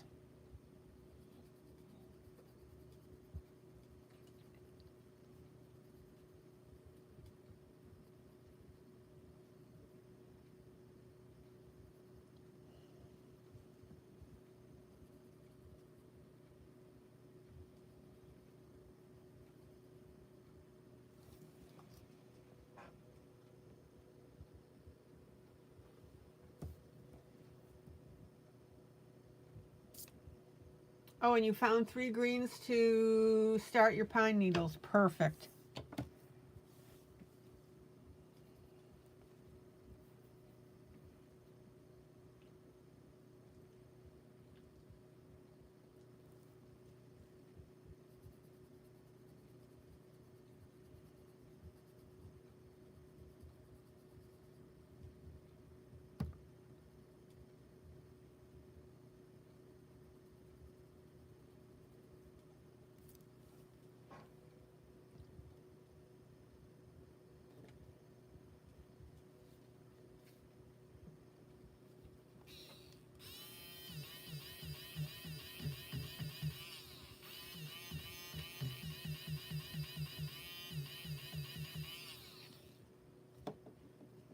All right.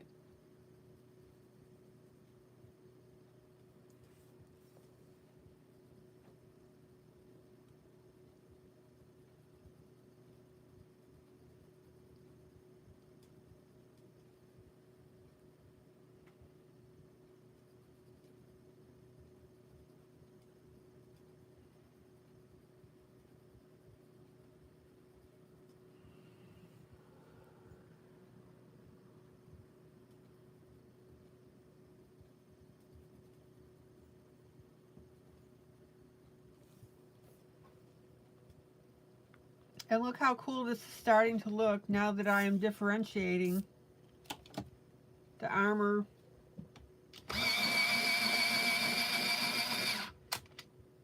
from the rest of the outfit.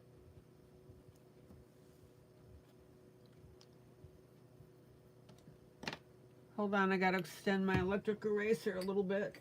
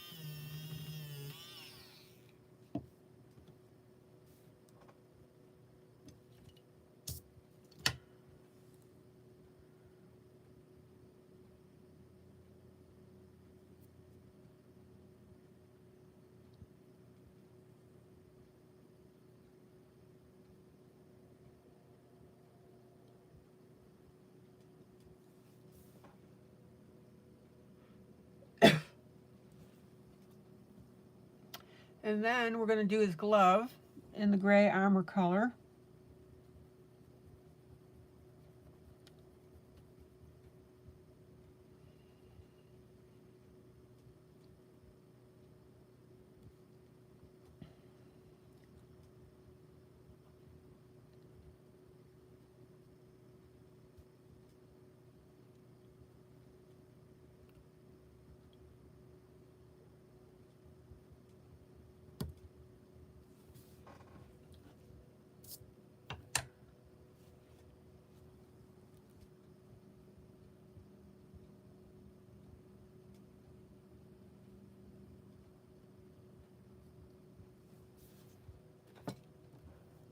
This is looking pretty cool.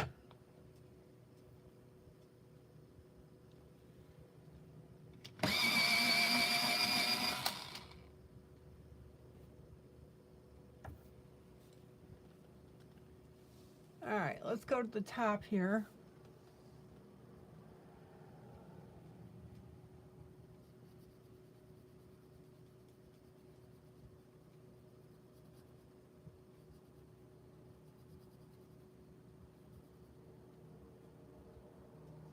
Again, I'm not pounding my pencil into the paper, and especially so because I want light colors for what this little boy is dreaming.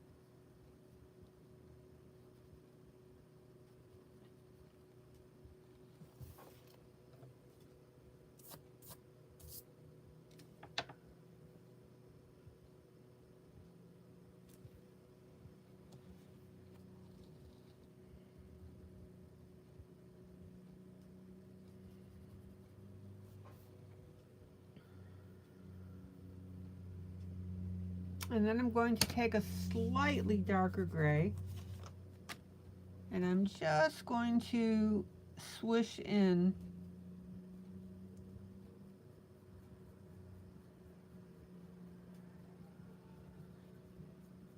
a little bit of this for shading.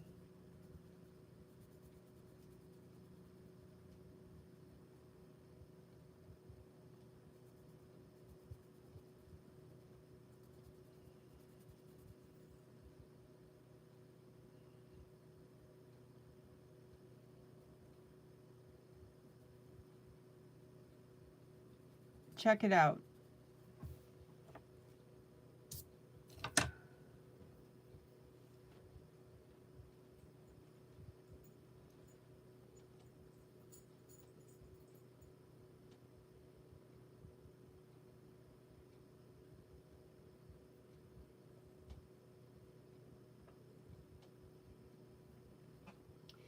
And then we need to decide what we want to do about his plume.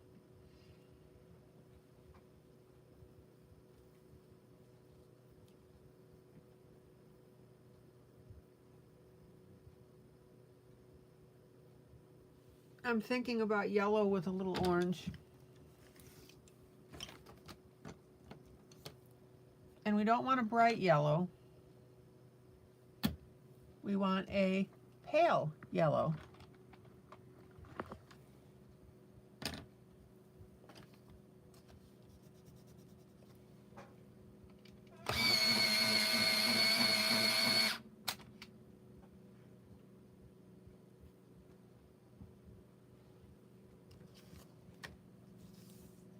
And let me turn this.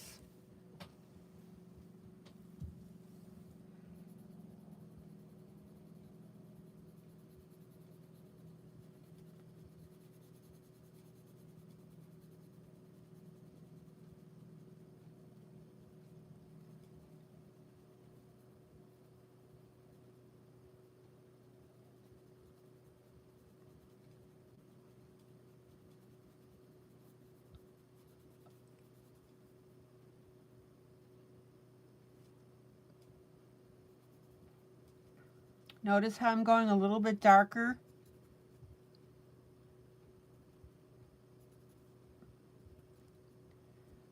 Where the shading is indicated.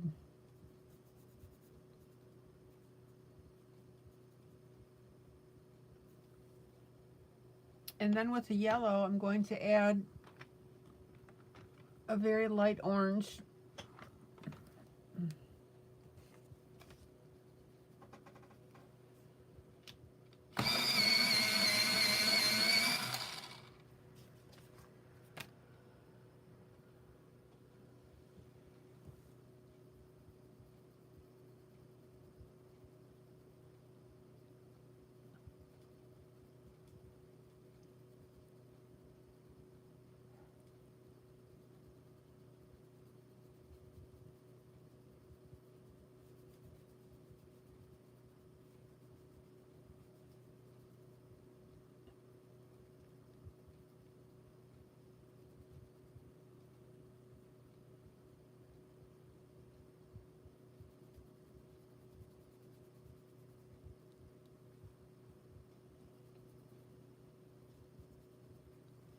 And I'm going to finger blend that.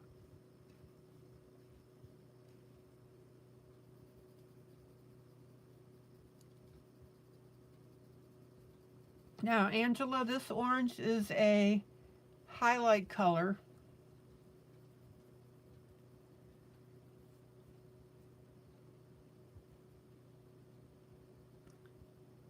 Versus a bridging color.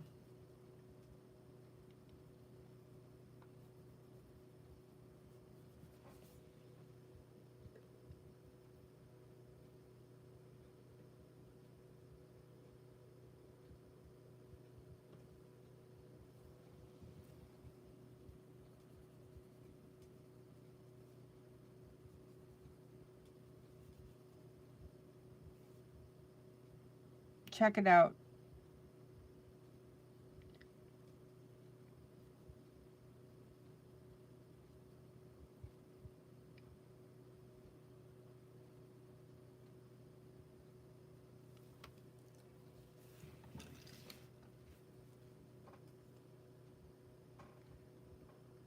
Let me pull out so we can take a look here. Now again, notice I'm using all pale colors.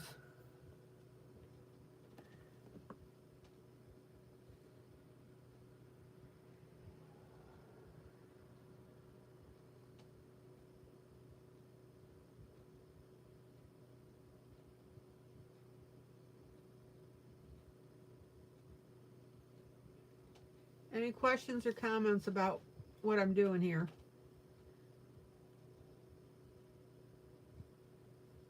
Okay.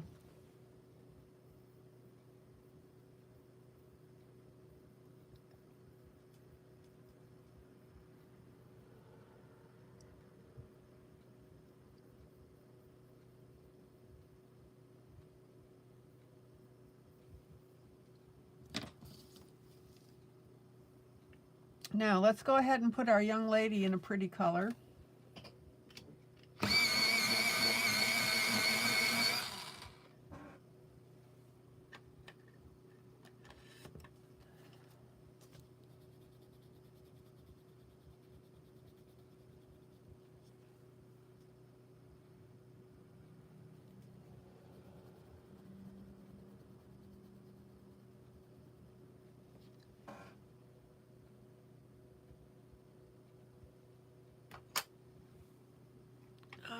See what we can find here.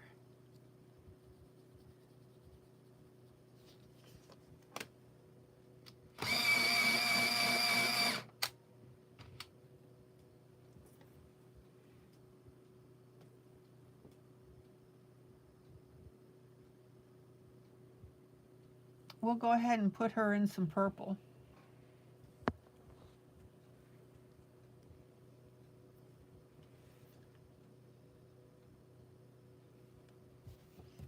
And again, very light.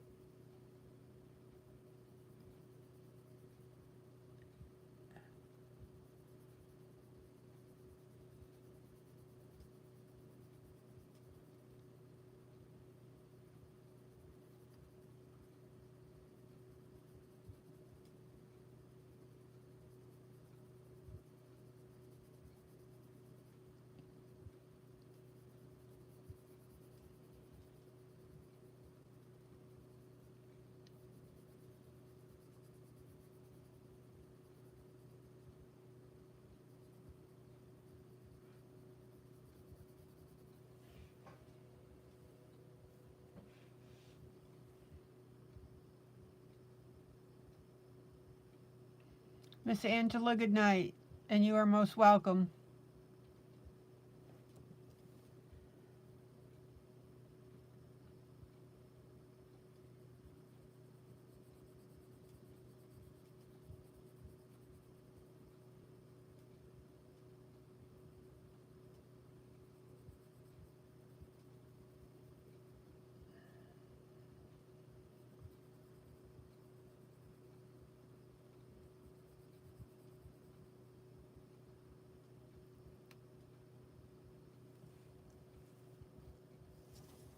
And then on her headband, I'm going to go with this purple.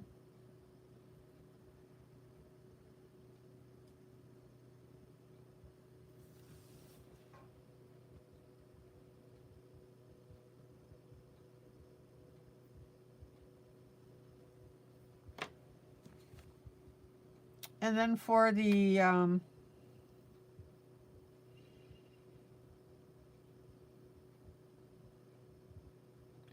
cloth she's got around the side of her face,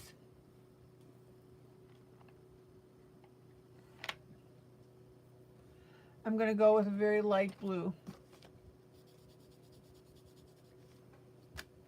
Hey, Kathy.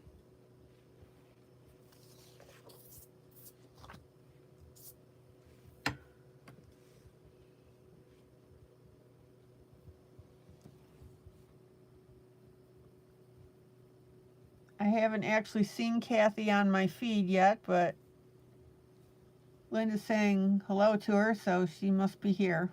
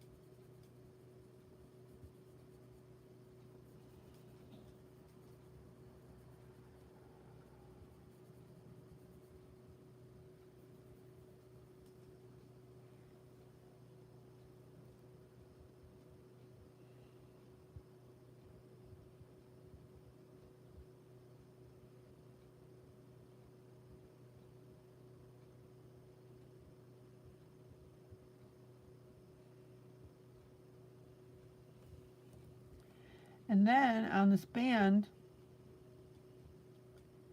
I'm actually going to use the same pencil.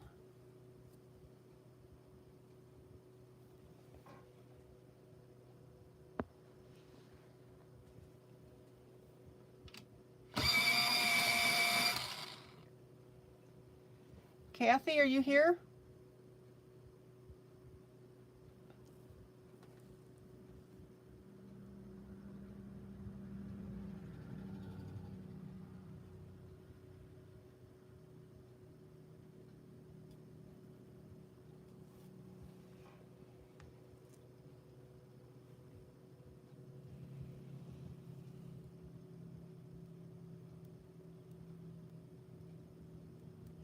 And then for her hair,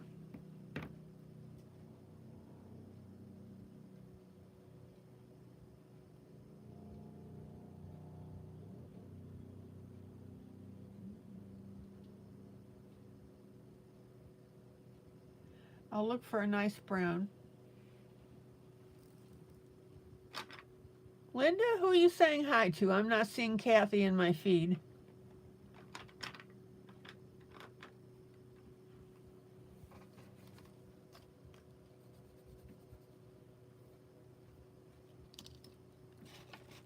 Let me find a nice brown.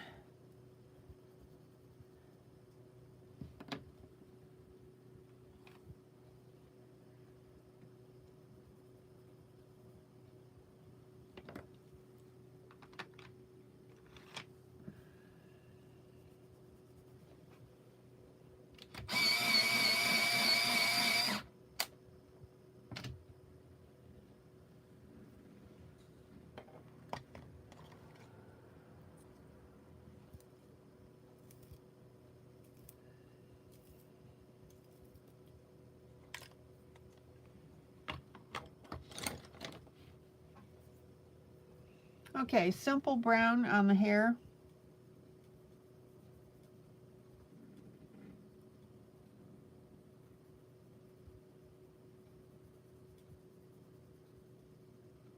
Nothing really fancy.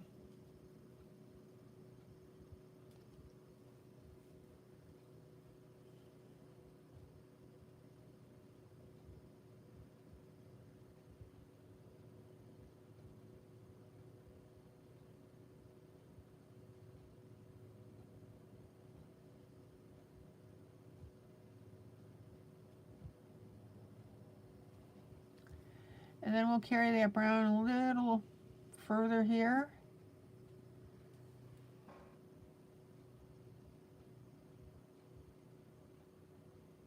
"12 comments up," she says hi. Oh, I'm sorry, Kathy. Oh, there you are. Hi, Kathy. You snuck in on me. I didn't see it. Sorry.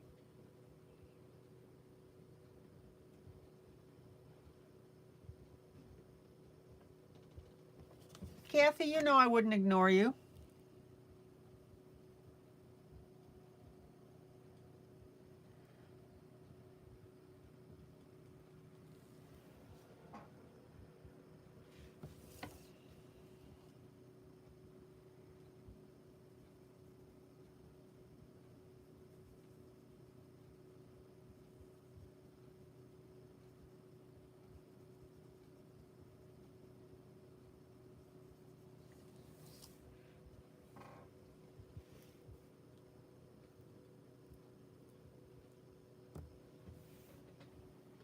Kathy, talk to me.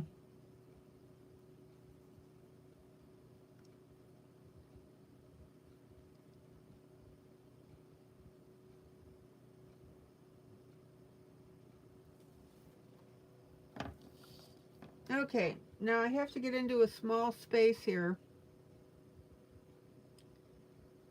So I'm going to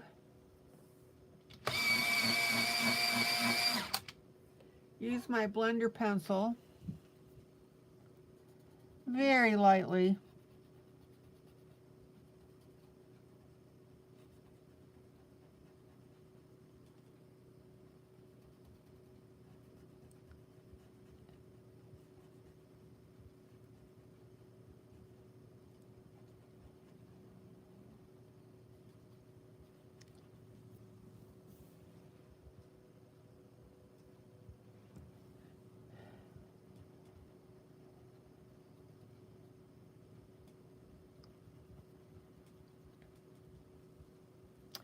And I'm also going to put a little bit of purple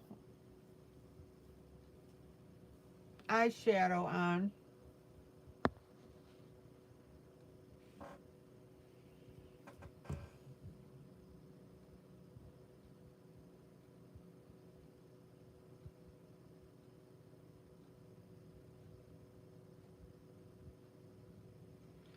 I think that'll look cool.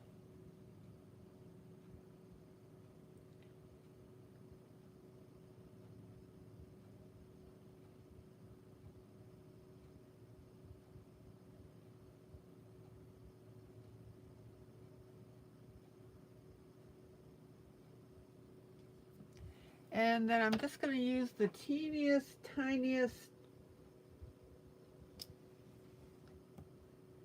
smidge of black. Let's see if I can do this.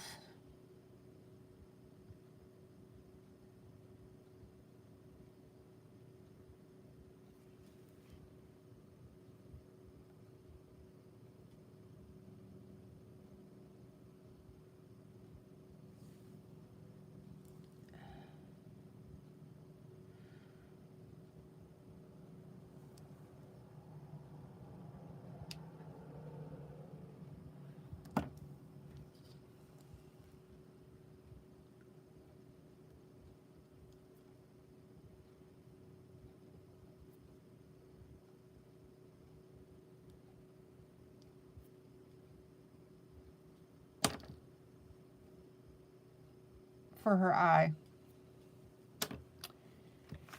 And then a touch of pink.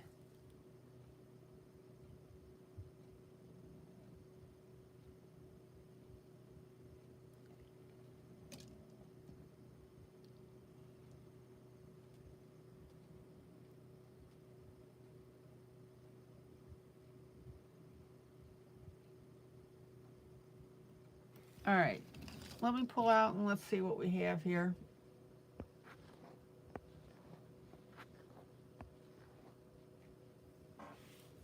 Check it out.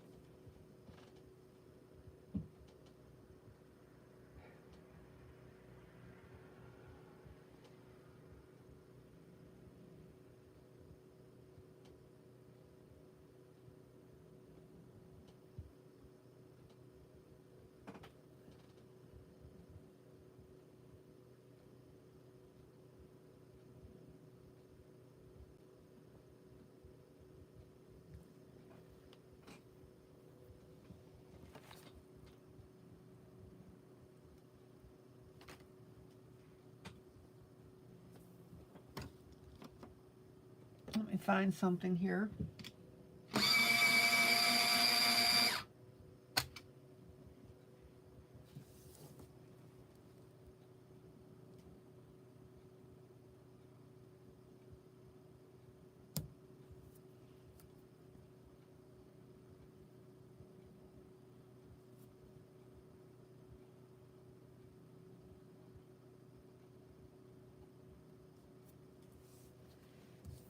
There we go. Any questions or comments, guys?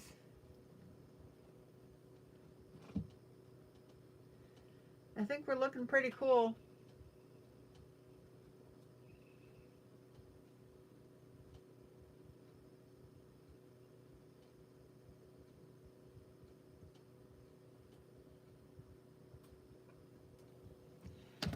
Now the last thing that I want to do here, and then I'm going to pop over to my Victorian bride. We've been working on her as well.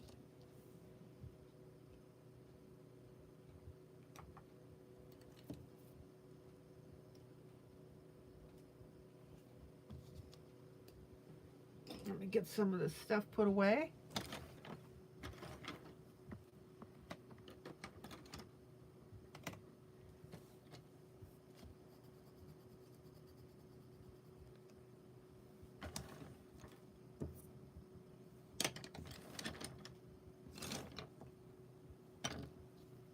I want to gold up the emblem here.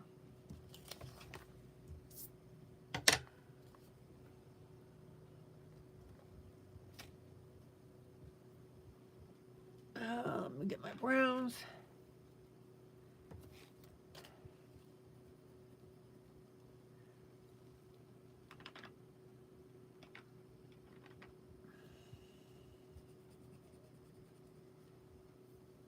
So there's a medium brown. And then we'll do the light brown. You know where I'm going with this. Linda, what are you coloring while I'm yakking away here?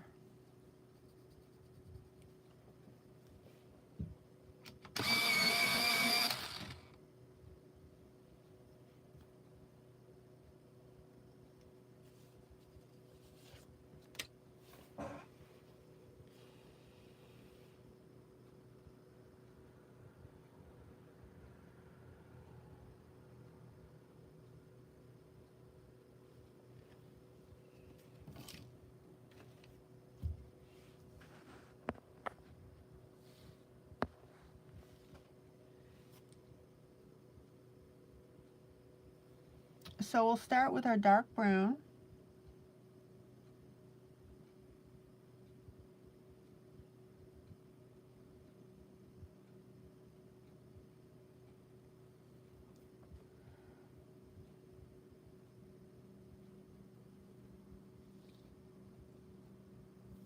You're still working on the hummingbird branches. Okay.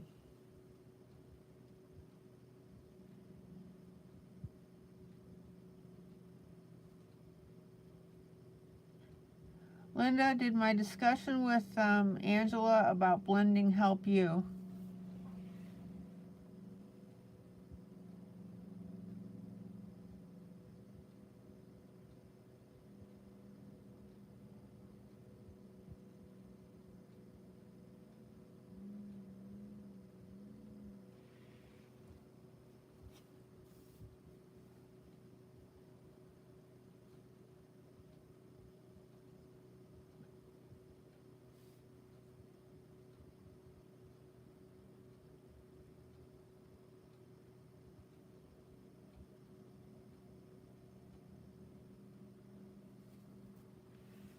It did help you? Good.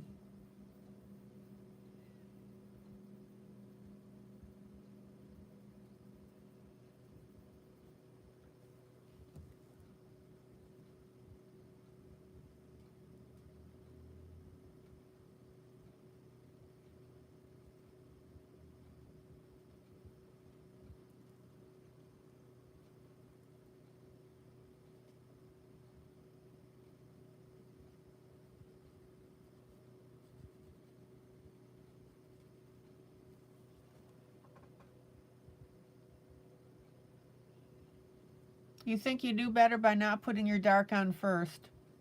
That's fine.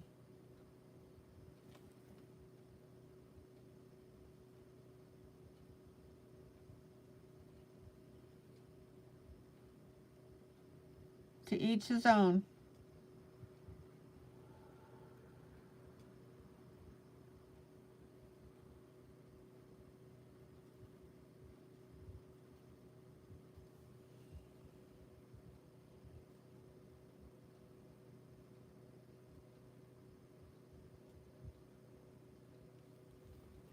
All right.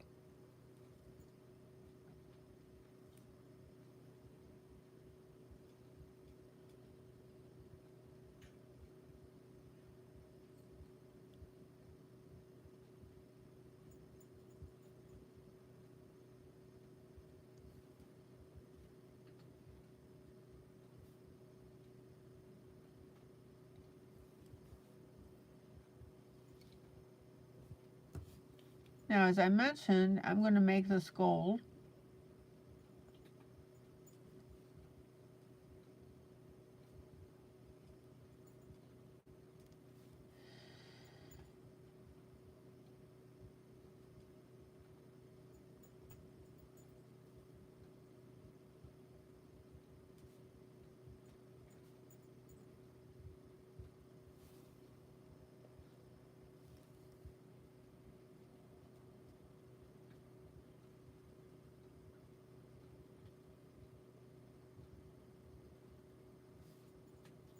And then I'm going to use my lighter brown. So we'll get that in there.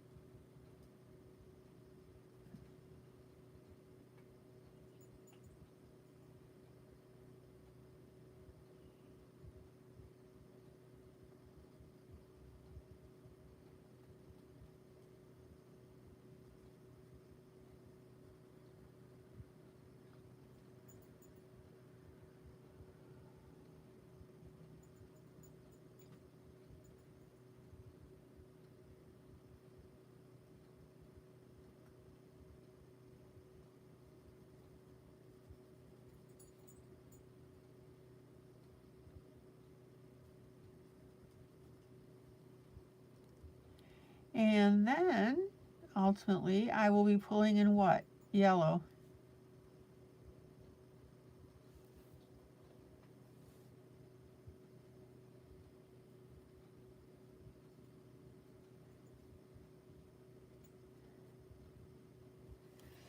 All right, let me grab my yellow. And you want a good, healthy yellow.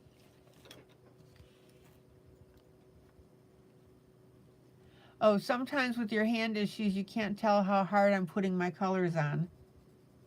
Gotcha.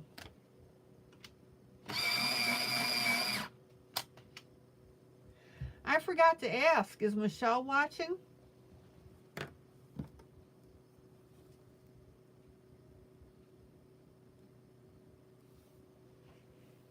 And let me say hello to Wally. Hi, Wally.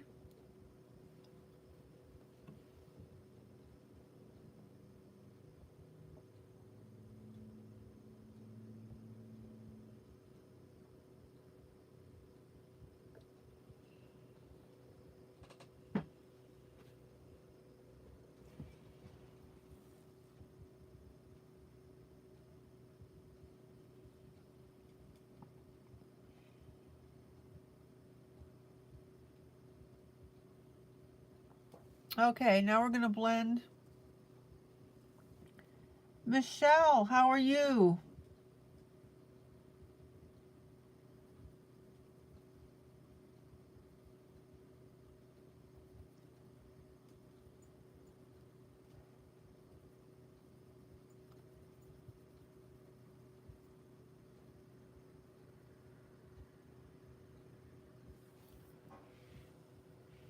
Oh, he's up taking a shower.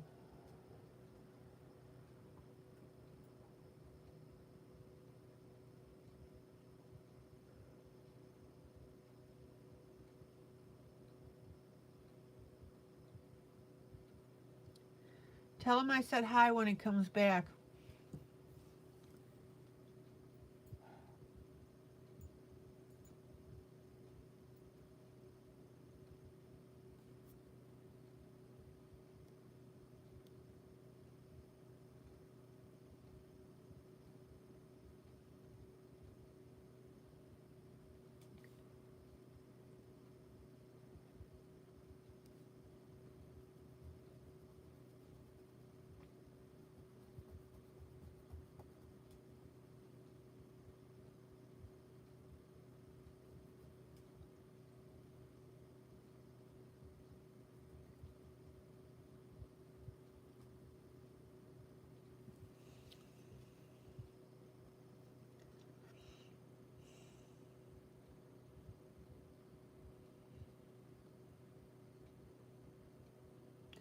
I checked with Maggie and she said that she's having allergy issues. That's why she's not here tonight.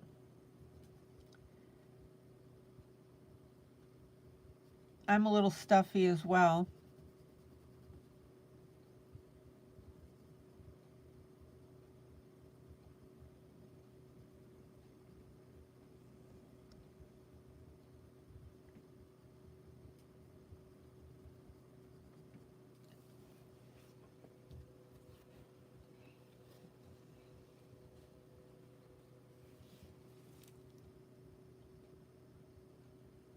Is Michelle not talking to me tonight?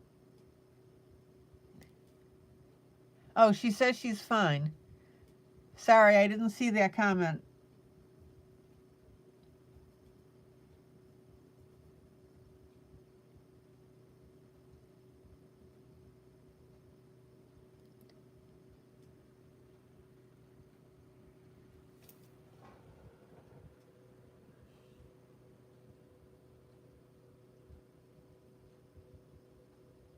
Oh, it is crazy weather.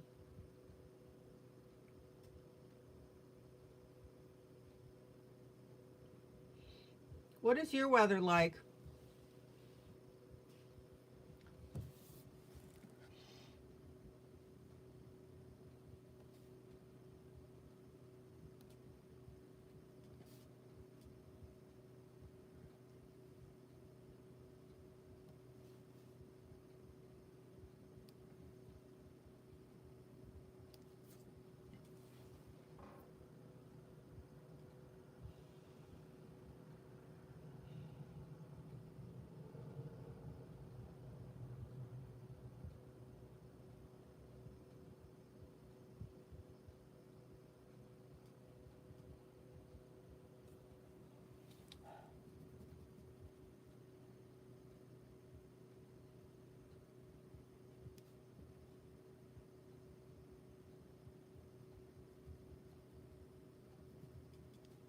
Guys, check out how cool this looks.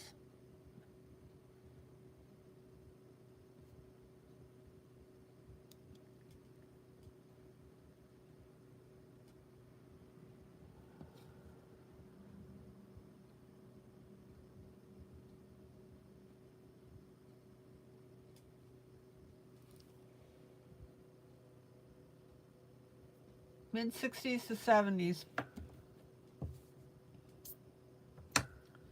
Yeah, that's where we are as well. Okay, I'm going to use a pencil here because the bottom of the shield is missing.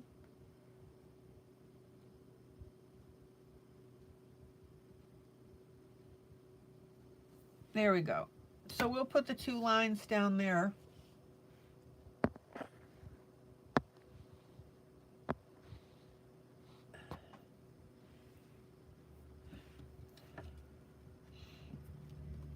Put a little brown there. And then my yellow.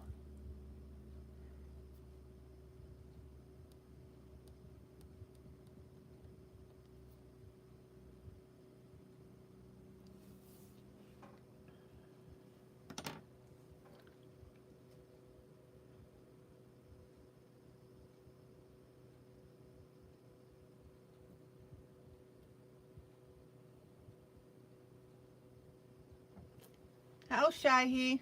Hello. And then I'm going to take a little bit of our brown and smooth this out.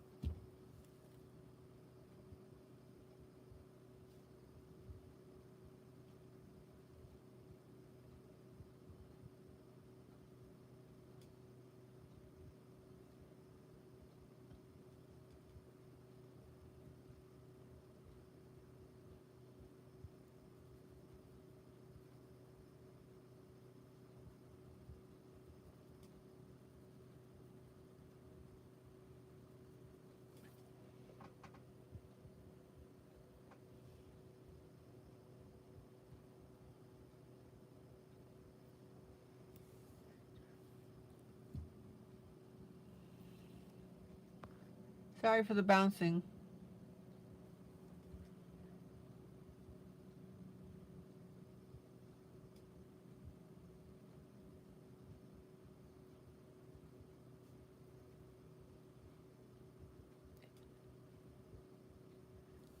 And check out how cool that gold looks now.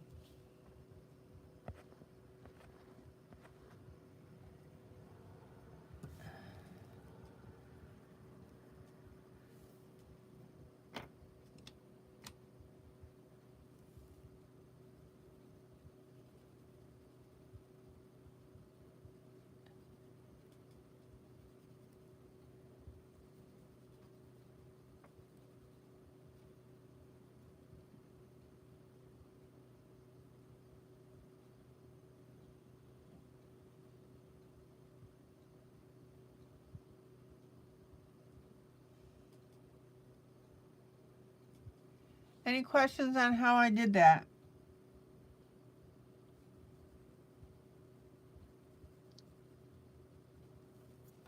You guys are so quiet tonight.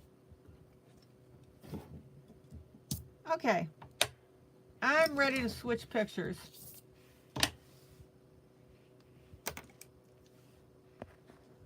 So this is where we are on this one.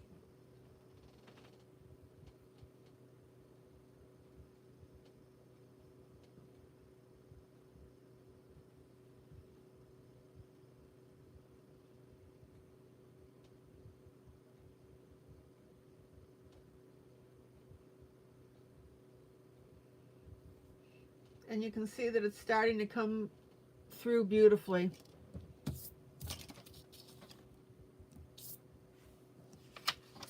All right, and for those of you that missed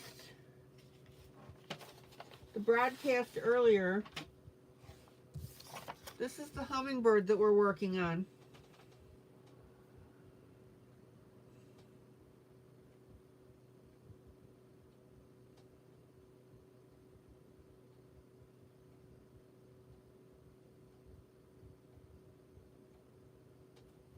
I think it's looking pretty cool.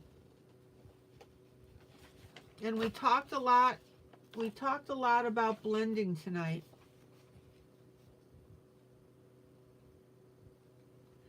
Okay.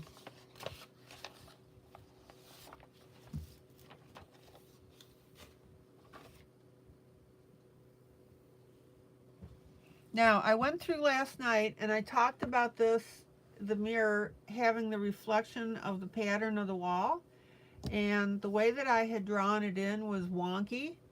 So I went back and used a protractor and straightened that out.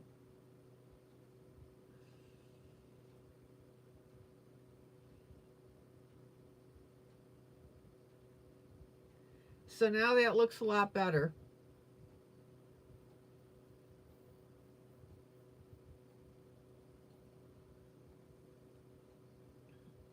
Okay.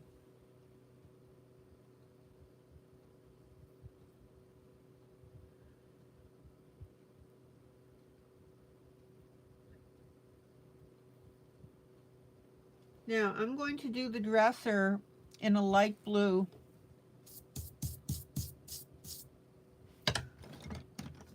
Grays and blues, basically.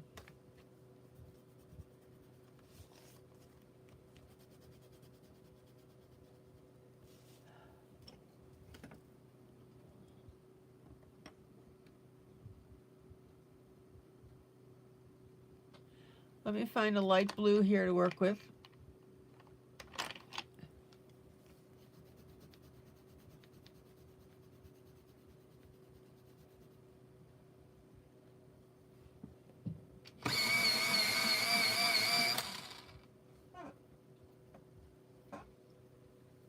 Let's see what we got here.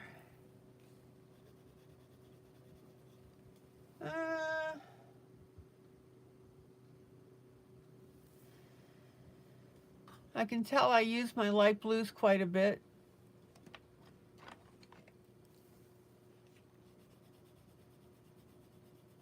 Because they're few and far between.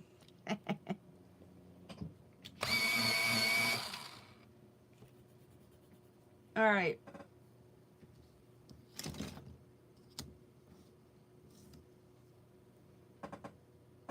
So let's go ahead and start to shade and shadow that in.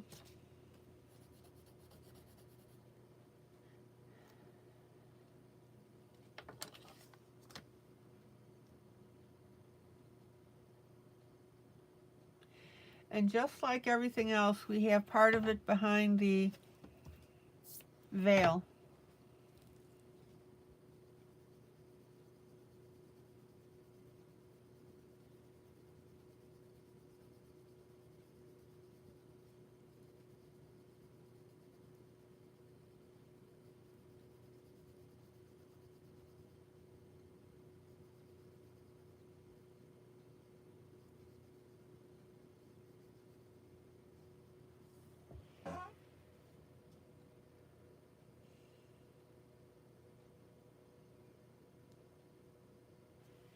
And you know by now that anything behind the veil is going to be a little bit lighter.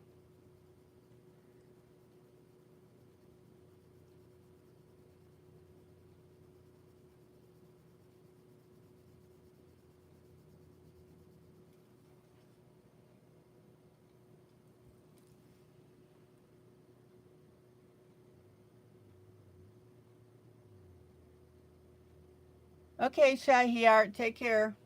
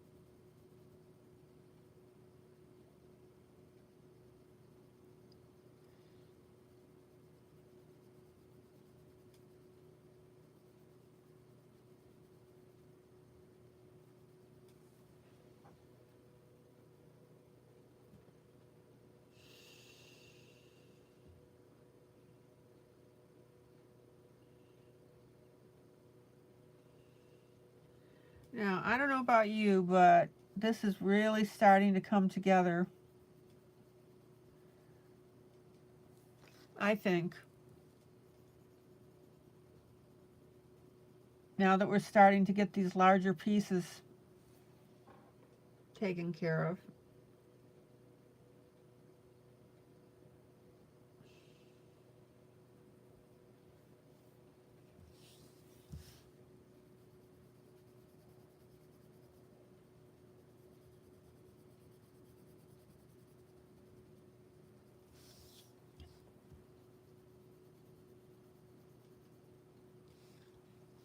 Michelle, what do you think of the blue?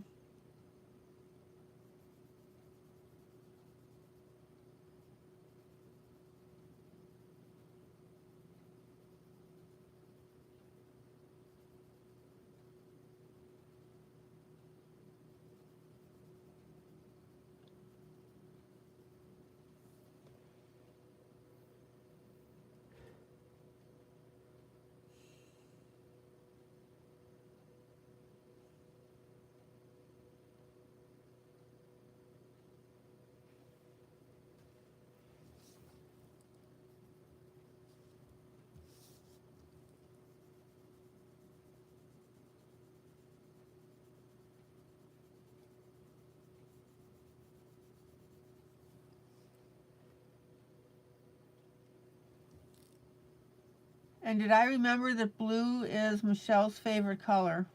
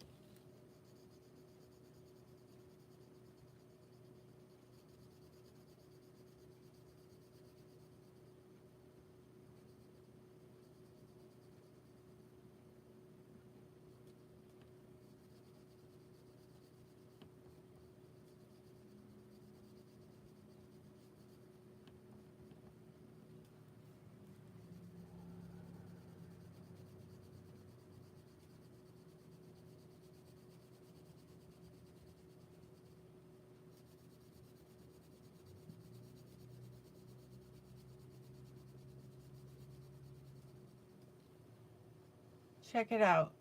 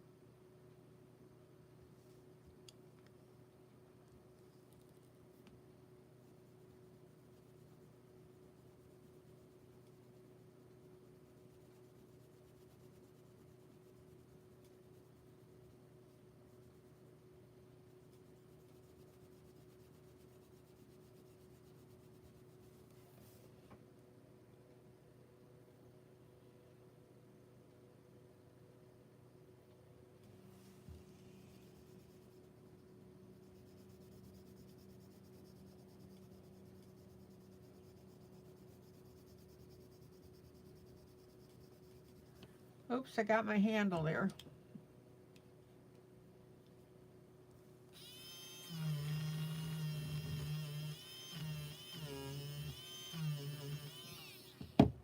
Michelle, do you like darker blues better or lighter blues?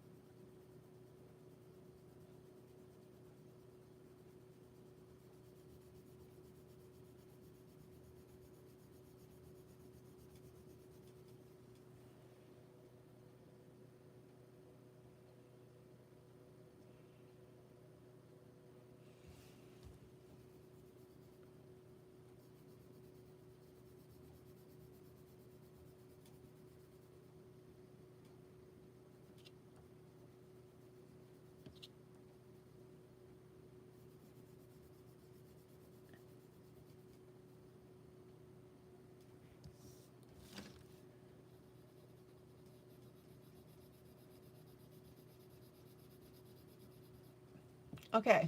Oop. I'm so sorry. I drifted off camera.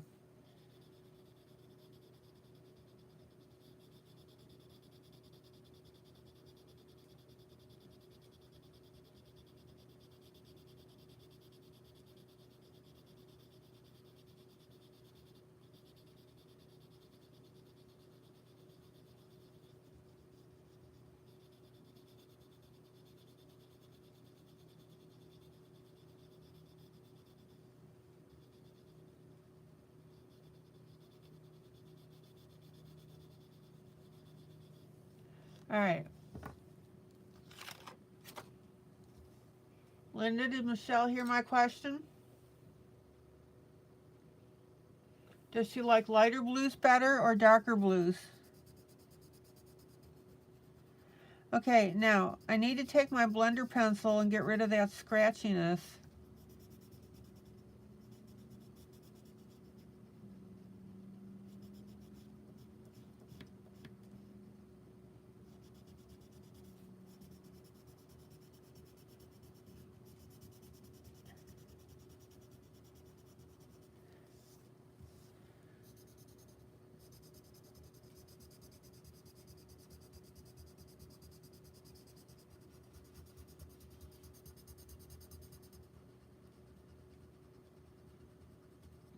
Doesn't take too long to do.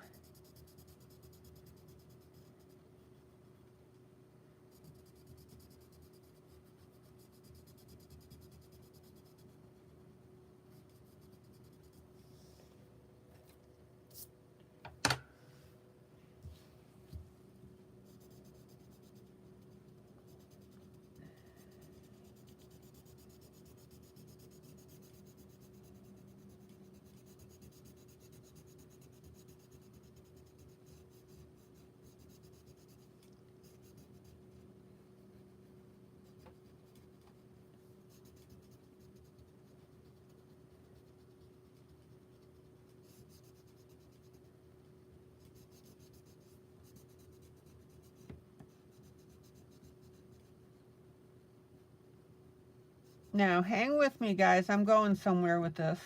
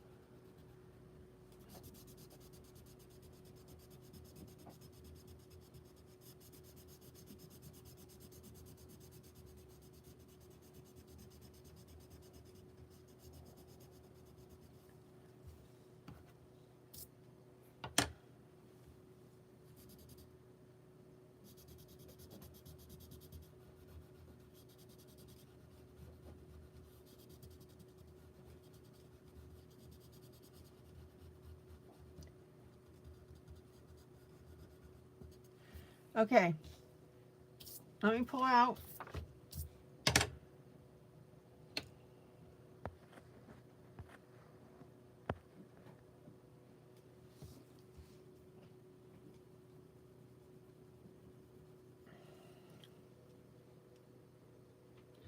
Now, I'm going to come in with my next shade of blue.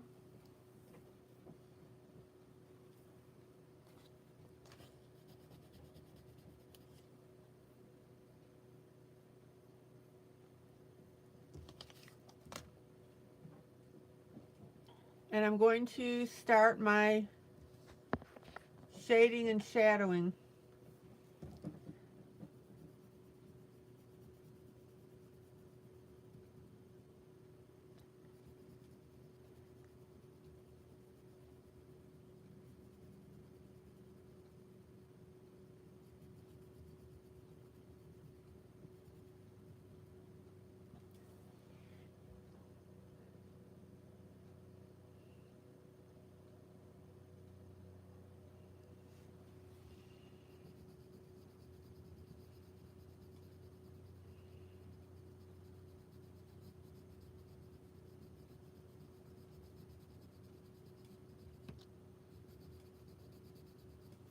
Check it out.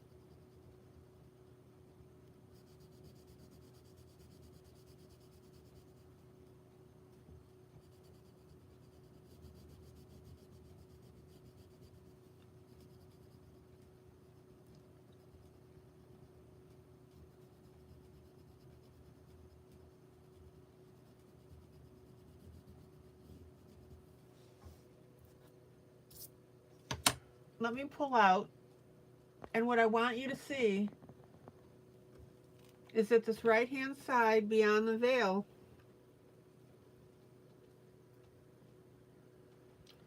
I'm working as a darker blue.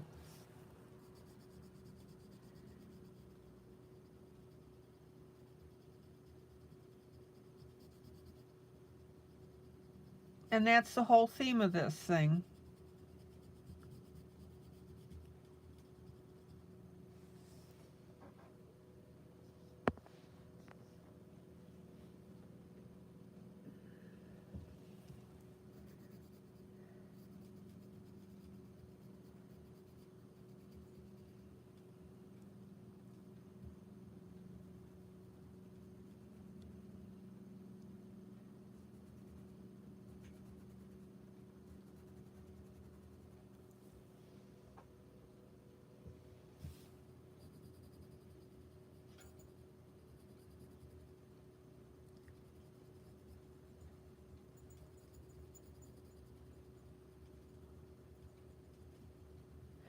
And I'm running out of time.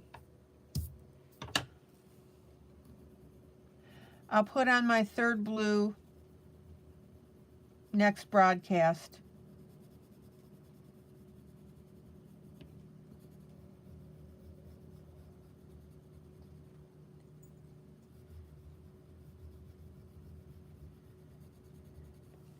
All right. Let me pull out. Yeah, that light green color on that vase is gorgeous. So here's where we are so far on this one.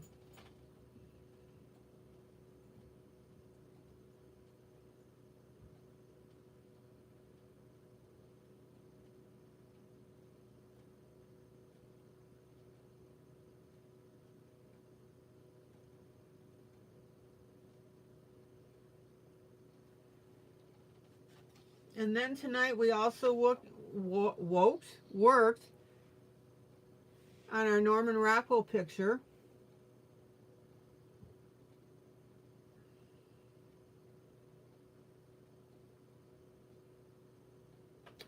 And we worked on our hummingbird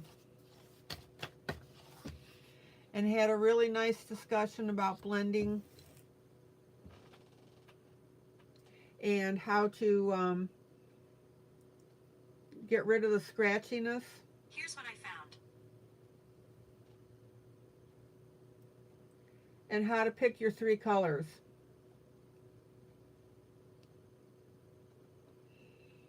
Okay, guys, calling it an evening. Got a lot done. This is ILene Vick for Teaching Adult Coloring with ILene Vick. Guys, joyous, joyous coloring.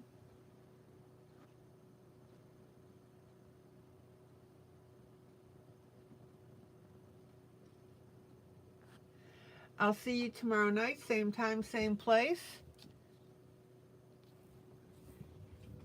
And we'll see what else we can get into. Guys, love on each other. That's what we're known for.